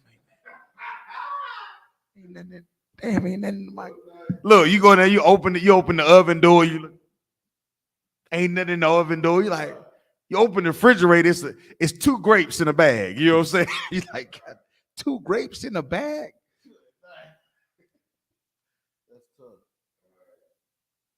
See, when you battling with things like that, the other thing that have you scratching your head. But don't you think about what's in that goddamn refrigerator or what's in that microwave, what you think is in that oven. You understand me? You better call it. If you're hungry, you better call your brother. You better make, if she don't understand that, you better never forget what your job is once you put that oil on your head. You understand me? You better continue to have that same compassion and zeal from the day you walk through that door, man. Because if not, it's going to get hard for you. Paul understood that. That's why Paul said what he said, man. For my brothers, my kinsmen according to the flesh, who are Israelites, man. That's brotherhood, huh? It don't get no better than that, man. What else you want? Let's go to 1 John 4 and 18, Baba Kushar. I know you're probably thinking I'm going crazy tonight, but I'm all right. I'm all right. We good? 4 and 18.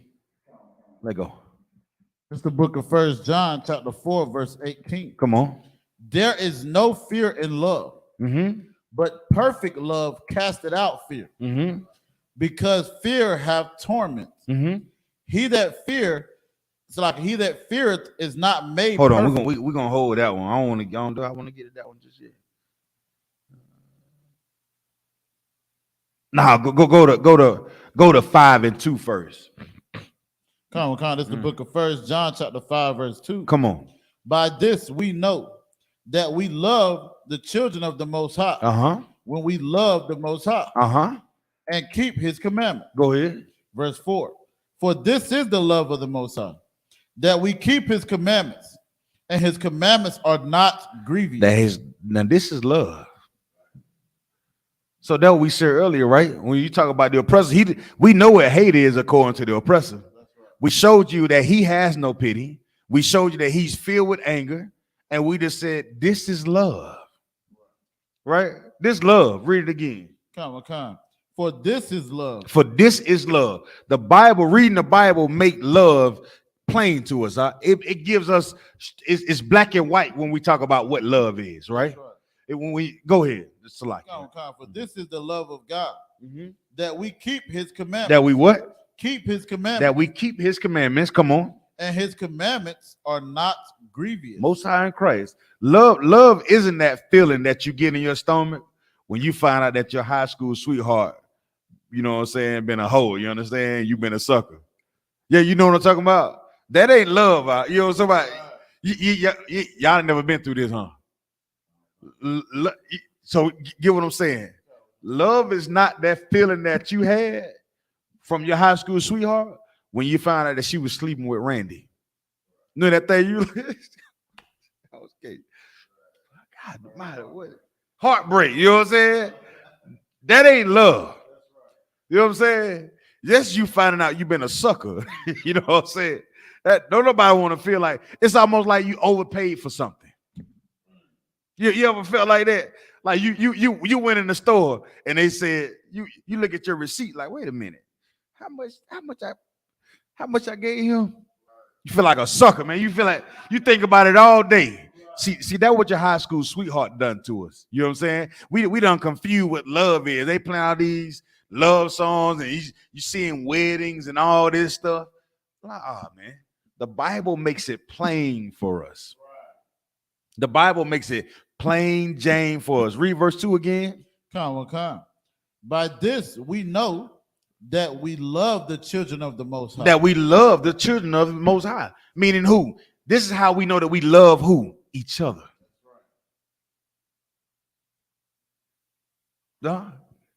It's about to be black and white. Ain't no gray area. This is how you know that you love your brother or your sister. Read on. Come.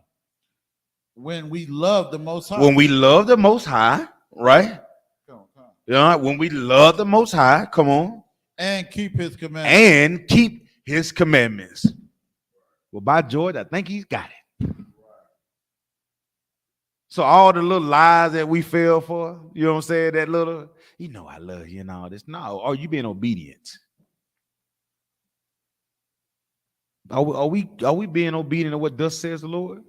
And if we doing that, then we can be brothers. We can rock and roll with that all day, Quadon. You understand? Oh, so love is a responsibility, man. And to do it, you got to be fearless. You understand? You have to be fearless. You know what I'm saying? When oh my goodness, I gave it to you. What does the Most High love the most? What does he love? Come on. How you know that? Give him a hand, you know what I'm saying? Come on.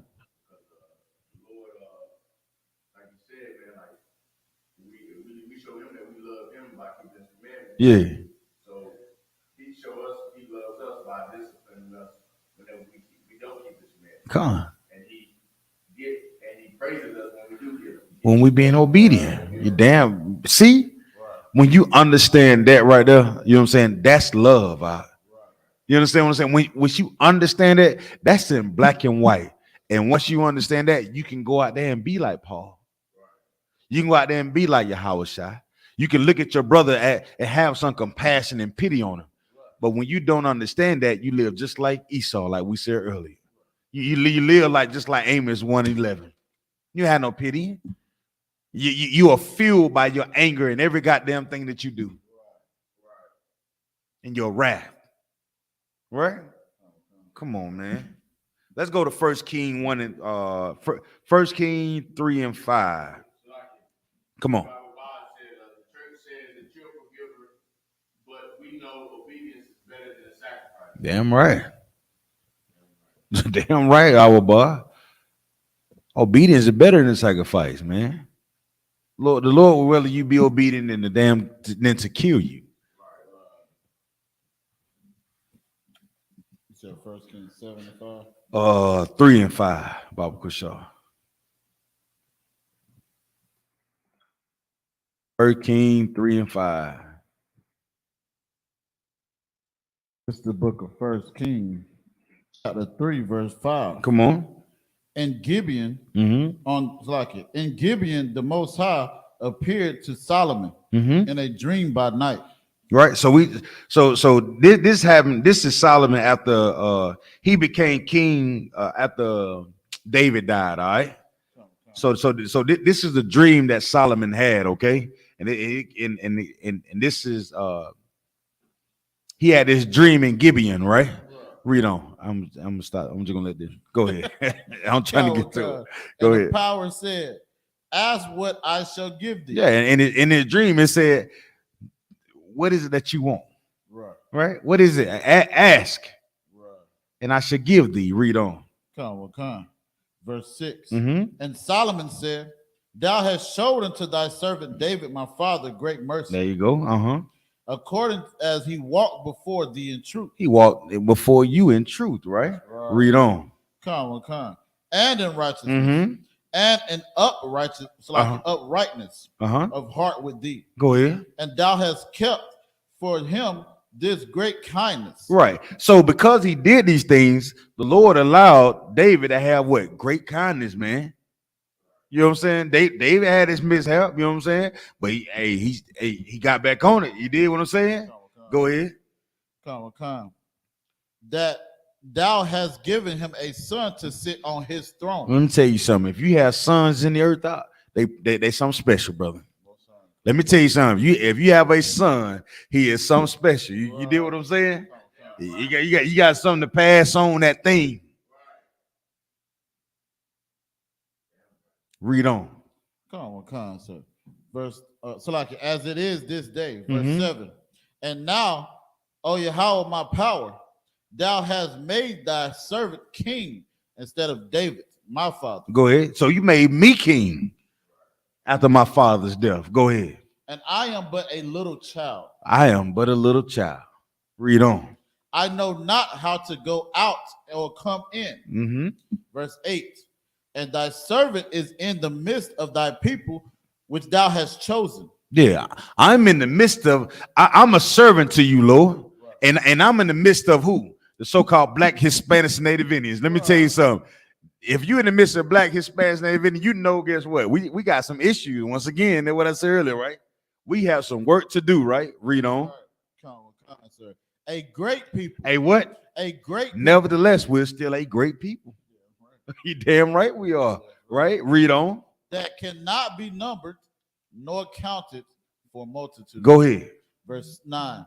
Give therefore thy servants an understanding heart to judge thy people, that I may discern between good and bad. For who is able to judge this thy so great a people? Go ahead. Good night. Verse 10. And the speech pleased the Most High. And the speech pleased the other one. That Solomon had asked this thing. And the Most High said unto him, because thou hast asked this thing, and has not asked for thyself long life, neither has asked riches for thyself, nor has asked the life of thine enemies, but has asked for thyself understanding to discern judgment. Verse 12. Behold, I have done according to thy words. Lo, I have given thee a wise and understanding heart, so that there was none like thee before thee, neither after thee shall any arise like unto thee. Bet. Y'all got that? What did Solomon have? So like it, sir. What did Solomon have for him to ask for this? What did he have? Come on. So like it, so he had compassion for his people. He had compassion. That's true. But I'm looking for one more thing in there. I'm gonna see if you catch it. Now, if you listen online, Solomon did have compassion, and that's great for this class. Like, you're right on that. But I want to see if there's something else. Come on. He was unselfish. True. Okay. Now, even if you're being unselfish, it's still, you can still benefit from being unselfish, right?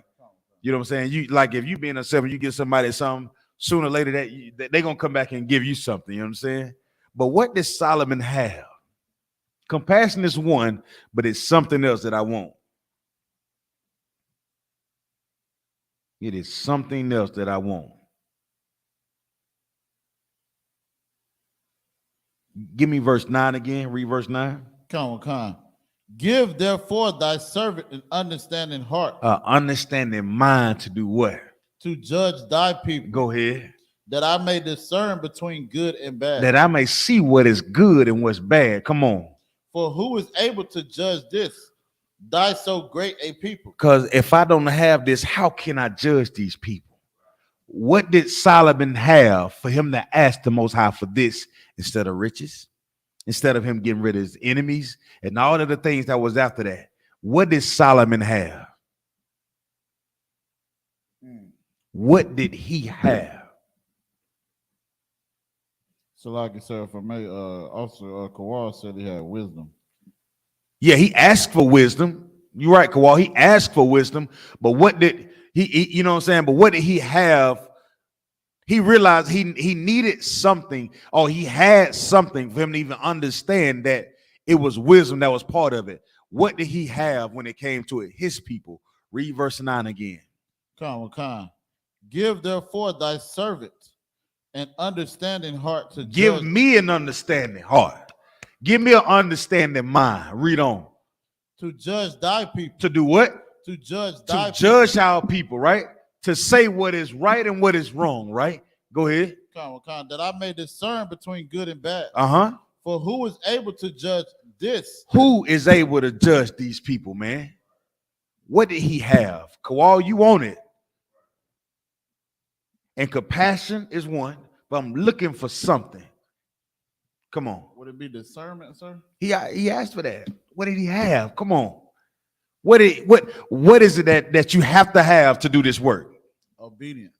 You got to have obedience. You know how I do. Somebody give it to me out there. If you're looking at it, come on, what you got? You got to have zeal. It begins with an E. You got to have empathy. Somebody give me a definition of empathy for me, Baba Kushal. Look at empathy. You have to have some empathy, man. Compassion, empathy, zeal. Come on. Empathy. The ability to understand and share the feelings of others. Do what? The ability to do what? To understand. Come on. And share the feelings of what? Of another, man. You got to have some empathy to do this work, God. That's right. You have to be able to put yourself in somebody else's shoes, man. You have to be able to do it. That's how you judge what is right and what's wrong, right? That's right. Yeah. You know what I'm saying? I have to be able to put myself and say, you know what? I understand what you're going through. Right. I really do. And for that, and because I understand what you're going through, I can now do what? I can now teach you. How the hell can I teach you if I don't know what the hell you're going through? Right. That's right. How the hell I'm gonna teach you if I'm asking you for 3.9 million so I can go buy this Lear jet? Huh? I'm wearing my Dolce & Gabbana belt. You know what I'm saying? And my Ferragamo shoes and my, you know what I'm talking about? And the sister ran the what you call them shoes? The red bottoms. And they buying Birkin bags. How, it's damn near impossible to put yourself in somebody else's place when you living high. And guess what? That's why the oppressor can never love you. He'll never understand or have pity on you. Huh? How can he do it? He doesn't have any empathy towards you. He showed us what? So like compassion. No pity. Oh, no pity. So like no pity. That's right. He don't empathize with us. That's right. He gonna give you a pair of retro J's and you gonna spend $250 for some pair of retro J's, and he gonna send you a late power bill notice right after you buy them. And see, when the old man, it's amazing how that thing used to happen, Quadon. You think you done got fresh for the club on the weekend? You're like, yeah. You looking at your bank account and say, yeah, I think I go buy these shoes. I got about $400 left. You did, you know what I'm saying? So you're looking at your bank account. So you go buy the shoes and you go to the club, you get your nice little fit. So you got about $250 left. And all of a sudden a bill just come out of nowhere. Damn, how the hell I forgot that? And this how this thing work. Now, this how this thing work. Check this out. When you know you late on your bill, a light bill, I done been there. I'm talking about me, right? All of a sudden, the lights be going strong, just like this. Soon you realize you got a late notice. Get what the light do? They flicker. You be like, God damn. All of a sudden, the light just start flickering. You like, cut the lights off already. Maybe that's just me. I guess I'm the only one that have been late. You know.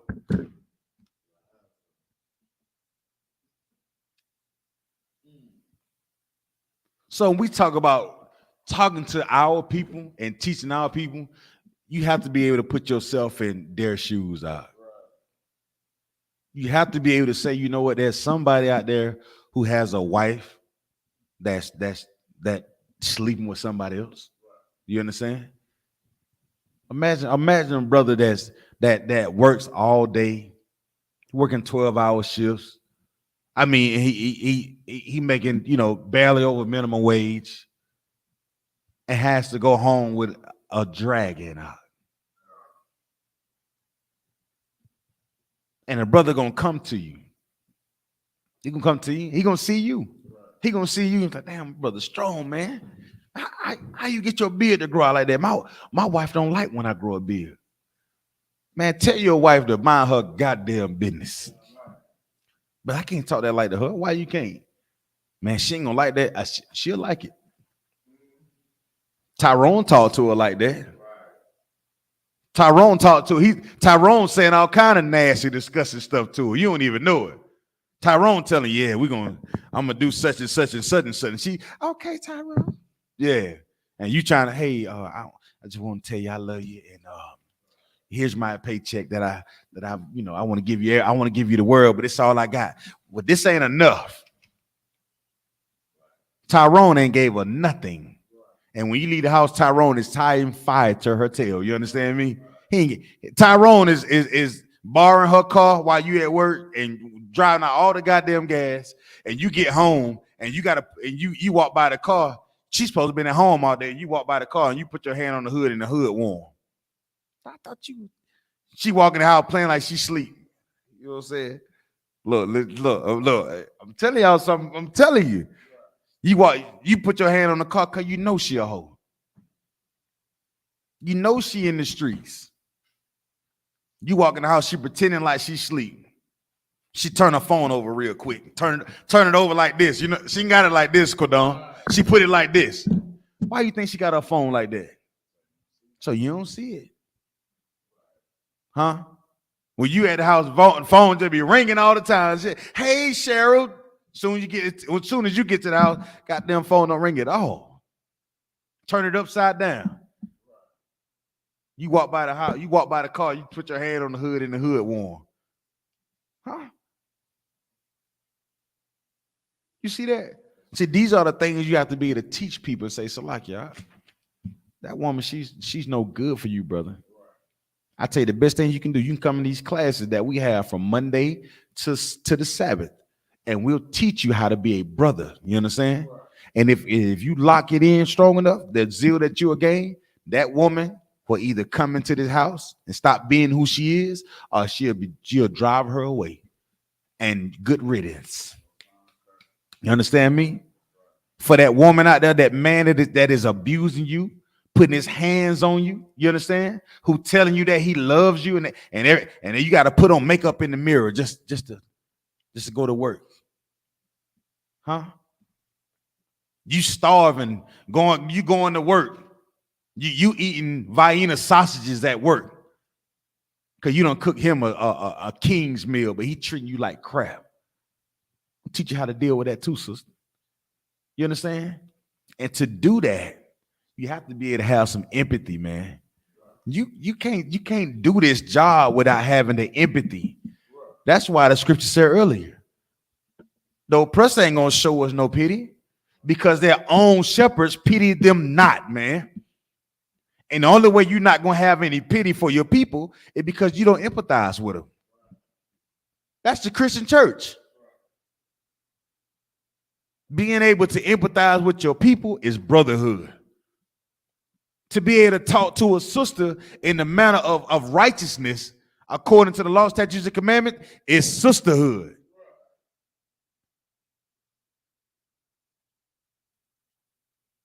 That's what we learn and teaching here.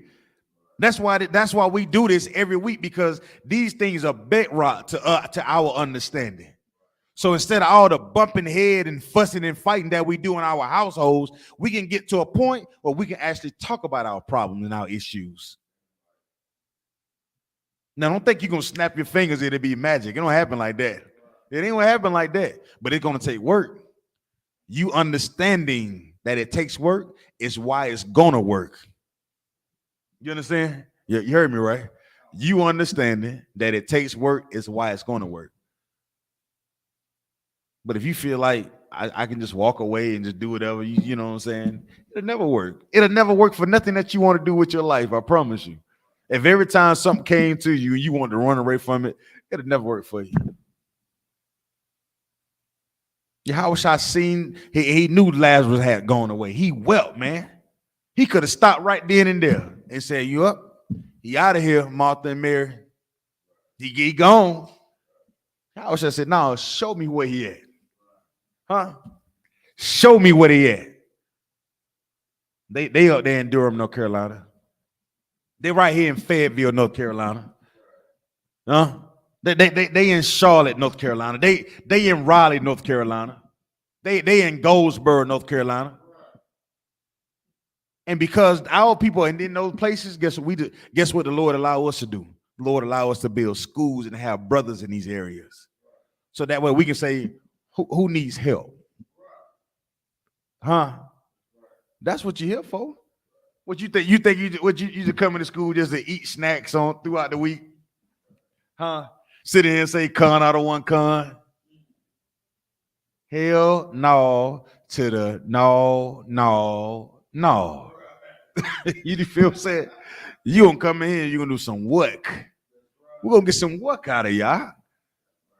But that my brother Kawal would say, you took some oil on your head. You gonna get some work. Work. Huh? You gonna mess around and get nerkinated. Nerkinated meaning electrocuted. It's just, you know what I'm saying? Oh, you get nerkinated, man. That's what this is about, man. It's about showing empathy and having compassion for your people. And to do that and to live like this, that's brotherhood. Let me show you what you got to have to complete this task, though. It don't just come with me saying it, right? There is something that you have to gain, and we're gonna close it out with this one, Baba Kusha.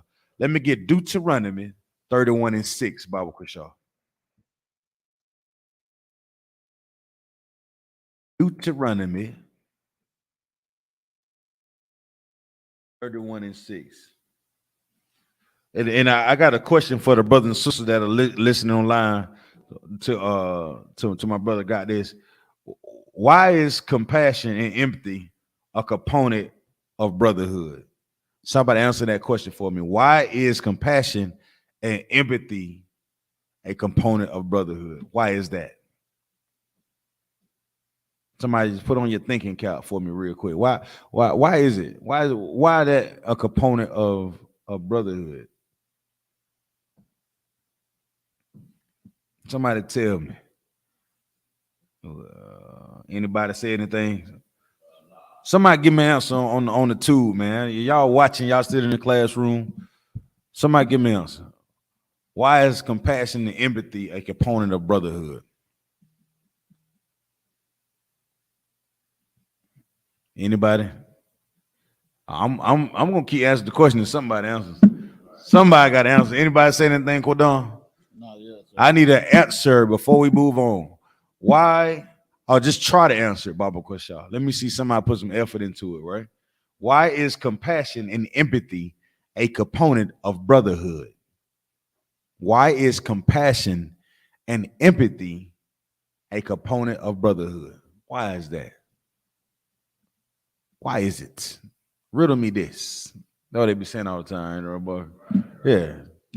Riddle me this. Come on.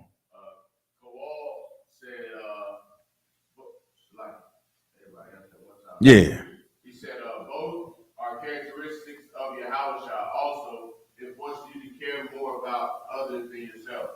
Right on. He on it there. He Koala always be, he be swinging away. He right there. What else we got? You cannot be a brother or sister if you aren't able to understand what another is going through. All right, she on it too. Come on, who else got it? Officer I.S.U.P.K said, compassion shows you understanding and feel what your brother is going through. Yeah, that's true. Come on. Right. I.S.U.P.K says, Salakia, so you can be understanding of others. Everybody on it, right? Now, anybody else? Trooper Abad says, Ecclesiastes 28:4, he sheweth no mercy to man, which is like himself, and though he asks forgiveness of his own sins. How can you ask for forgiveness or compassion if you can't? Goddamn! I'm out here. Yeah. Give a goddamn Abad a hand, man. God. Life is like a box of chocolates. You never know what you're going to get. Right. You know what I'm saying? It's a component of brotherhood because you need it to forgive one another, man. That's why. That what allows you to forgive your brother, your sister. Some compassion. Like I understand, man. You know what I'm saying? Just try not to let it happen again. Get stronger, man. You know what I'm saying? I know you're going through something. You know what I'm saying? If you need me, here go my phone number. Kick me up anytime. Text me. Listen, matter of fact, here go my wife's number. You know what I'm saying? You need somewhere to lay your head down. Matter of fact, come to the crib, dog. Just pull up. You can use my Wi-Fi. Yeah, I give you my passcode. You can just sit right here and load your shit up. So like you load your stuff up. Matter of fact, I tell you what. Here go a key. Here go a key to my crib, man. You want to come somewhere and lay down and get something to eat, brother? My door is always open. Listen, I ain't got a lot, but if you look in the deep freezer on the left, in the lower left corner, it's some beef hot dogs down in there. I always keep them in case of emergency. And if you look in the top cabinet, I got the chicken ramen noodles up there, and I got the chicken broth that you can pour in there with the low sodium, and you be good. I'll be good to go, man. You know what I'm saying? You giving that type of thing to your brother. You understand? Hey, Salaki, sis. Hey, you come over here, you sit down and understand, you know, so you've been going through a hard time with these kids. Come drop your kids off. They can't stay long. You know what I'm saying? Be like what Barnum said. You can drop your kids off for the first 3 months is free. I ain't gonna charge you nothing. You pick your kid up, have a knot on the side of his head. You know what I'm saying? What happened to your kid? I slap him with a hammer. You know what I'm saying? Right? That's what Barnum said. Nah, but you want to have that type of thing where a sister can say, yeah, I want to drop my kids off. If you don't mind, could you watch them for a few hours for me? I just need a break for the day. That's compassion. And sisters love doing things like that. You'll be amazed. You'll be amazed, dog. Hey, Slocky, bro, you think your rib can braid my hair? Bro said, yeah, yeah. Yeah. What you think? Can she braid? What you mean? Can she braid your hair? You know what I'm saying? How much you got?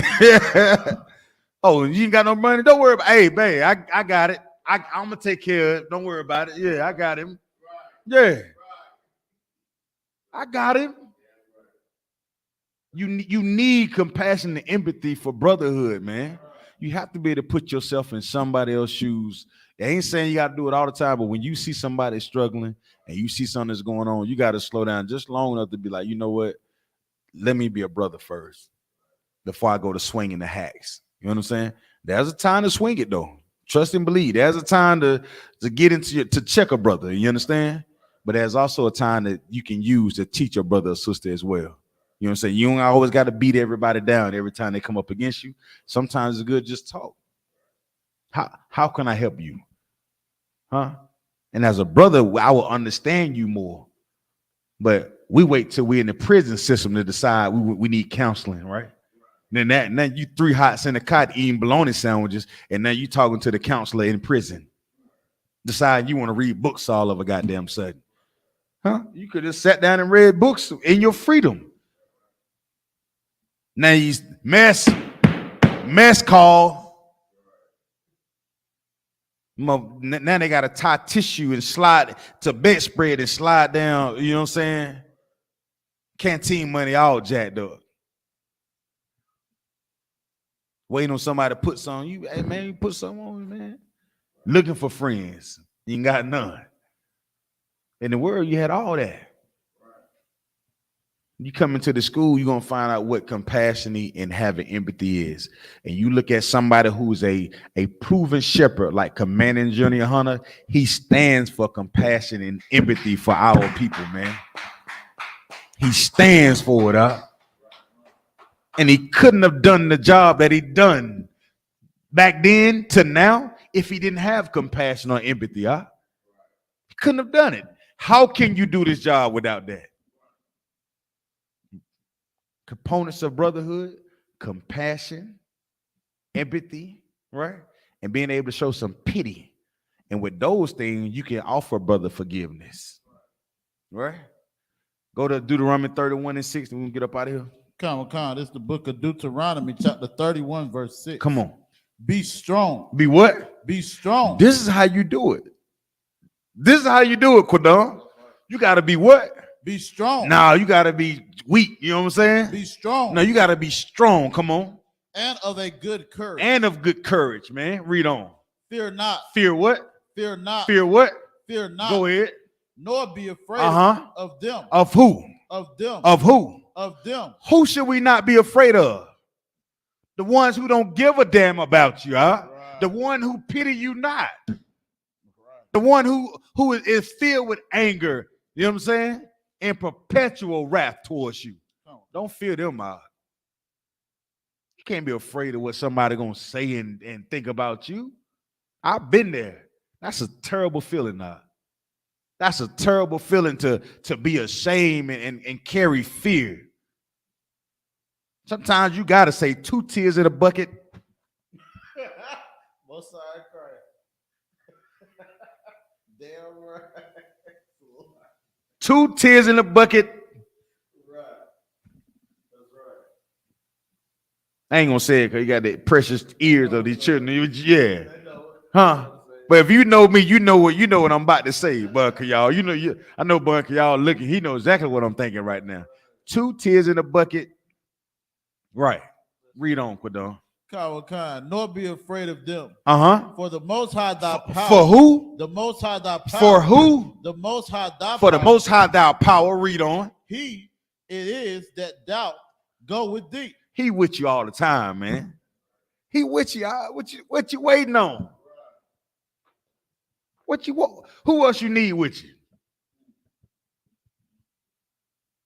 You don't need no liquid courage in this thing, man. You know what I'm saying? You know what I'm saying? Brothers that come in here, yeah, they, you know what I'm saying? We get our beat wet every now and then. But I don't need no liquid courage, y'all. I tell you, what that brother talking that trash to me last time at camp, talking about something, man, you in my city. But you better stop playing with me, young man. You better stop playing with me. But I'm gonna show you something that the oppressor has never shown you. I'm gonna show you some pity. You know what I'm saying? I'm gonna show you some mercy. I'm gonna show you some compassion because I really understand that you out your damn mind. You are literally out of your mind. When I see you would rather bow down to oppressor than to show love to your brother, let me tell you something, man. Let me tell you something.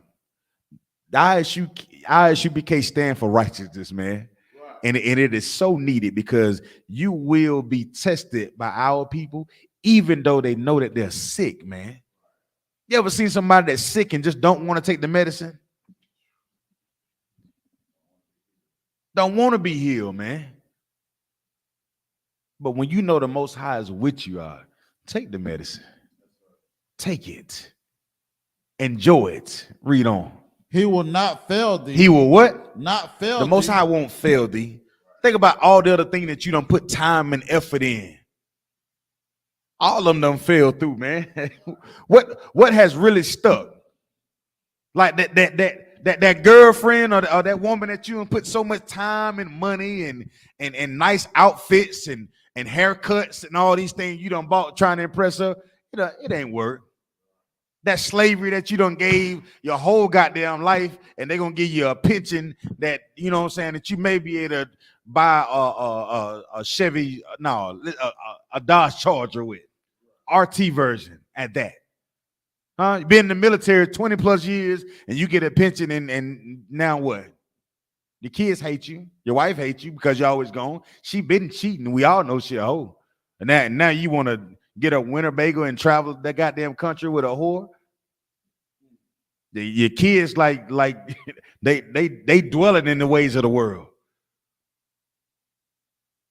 Life is riddled with holes, but you served 20 years for Esau military. You done that. That thing failed you, and you realize that once you really slow down in life and you say, you know what, I did all of this for nothing. How about you do something for somebody and it means something? Right? That's what happened when you show compassion with somebody. Right? That's what happened when you empathize with people, because you begin to do things that mean something. The food program in I.S.U.P.K, it means something. You understand me? The Brotherhood troopership program that is in the I.S.U.P.K, it means something. You understand what I'm saying? The prison program that's in the I.S.U.P.K, it means something. You going out to camp, willing to sacrifice your life, you know what I'm saying, for the good that the Most High said we should do, it means something. Read on. Come, nor forsake thee. Nor forsake thee. The Lord gonna be with you. You cannot fail. When you add meaning to the thing that the Most High said is love, you can't fail. And if you're doing that, he can't forsake you. That's what you do when you have brotherhood. Because the scriptures say, he that loveth his life shall lose his life. And there is no greater love than the man that lay down his life for who? His friend. When you be in empathy, all the things we went into tonight, when YAHANNA, Paul, they all show ideas of what love and being empathetic for their people means and what they were willing to do for them. And that was anything. And with that, I'm going to turn the class over and preach the prophet of the Lord. Quadam. Clap it up.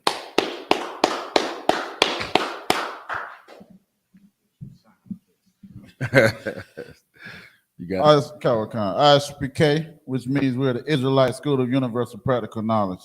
We are the I.S.U.P.K, started out of 1 West 125th Street, Harlem, New York. Rule for new, operating under Commander General YAHANNA. Rule for new brother and sister. When a new brother or sister comes into the school, they are off limits for 6 months. Mm-hmm. They are to be saluted only. Mm-hmm. They are here to share themselves of the world. Mm-hmm. If they need transportation, the teacher will arrange it.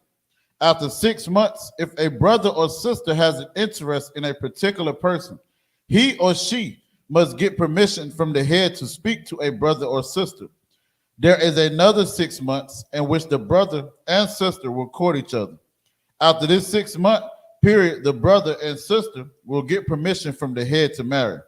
Tithes, which is a commandment. Numbers 18 and 21, Malachi 3, 8 through 10, means tenth in the Hebrew, ma'ashera. 10% of every penny of any increase the Lord gives you. Give to the treasury department or the teacher. Priest fund, free will offering for priests, not mandatory. Whatsoever amount you would like. Holy convocation, man, is the 53rd Passover, man. That's like right. He said, man, don't meet me there, beat me there, man. You understand? This is the only Passover that's ordained and authorized by the Most High, man. You understand? It says, if you have any bulletin boards, things like that, the only things that's going to be following is the Feast of Unleavened Bread.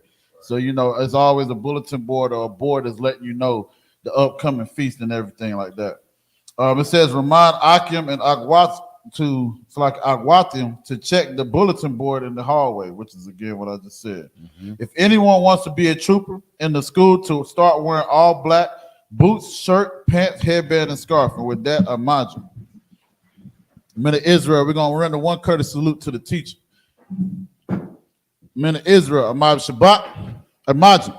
Barak, Yahweh Shem Yahweh Shabrak Thumb. Yahweh Shem Yahweh Shabrak Thumb. Yahweh Matah. What sisters in there? Come on. All right. Sorry, turn to face the sisters. Men of Israel, we're going to render one courteous salute to the sisters. Ahmad Shabbat, Imagine. Barak, Yahweh Shemal Athah B'Shem Yahweh Shah. Yahweh Matah, class dismissed.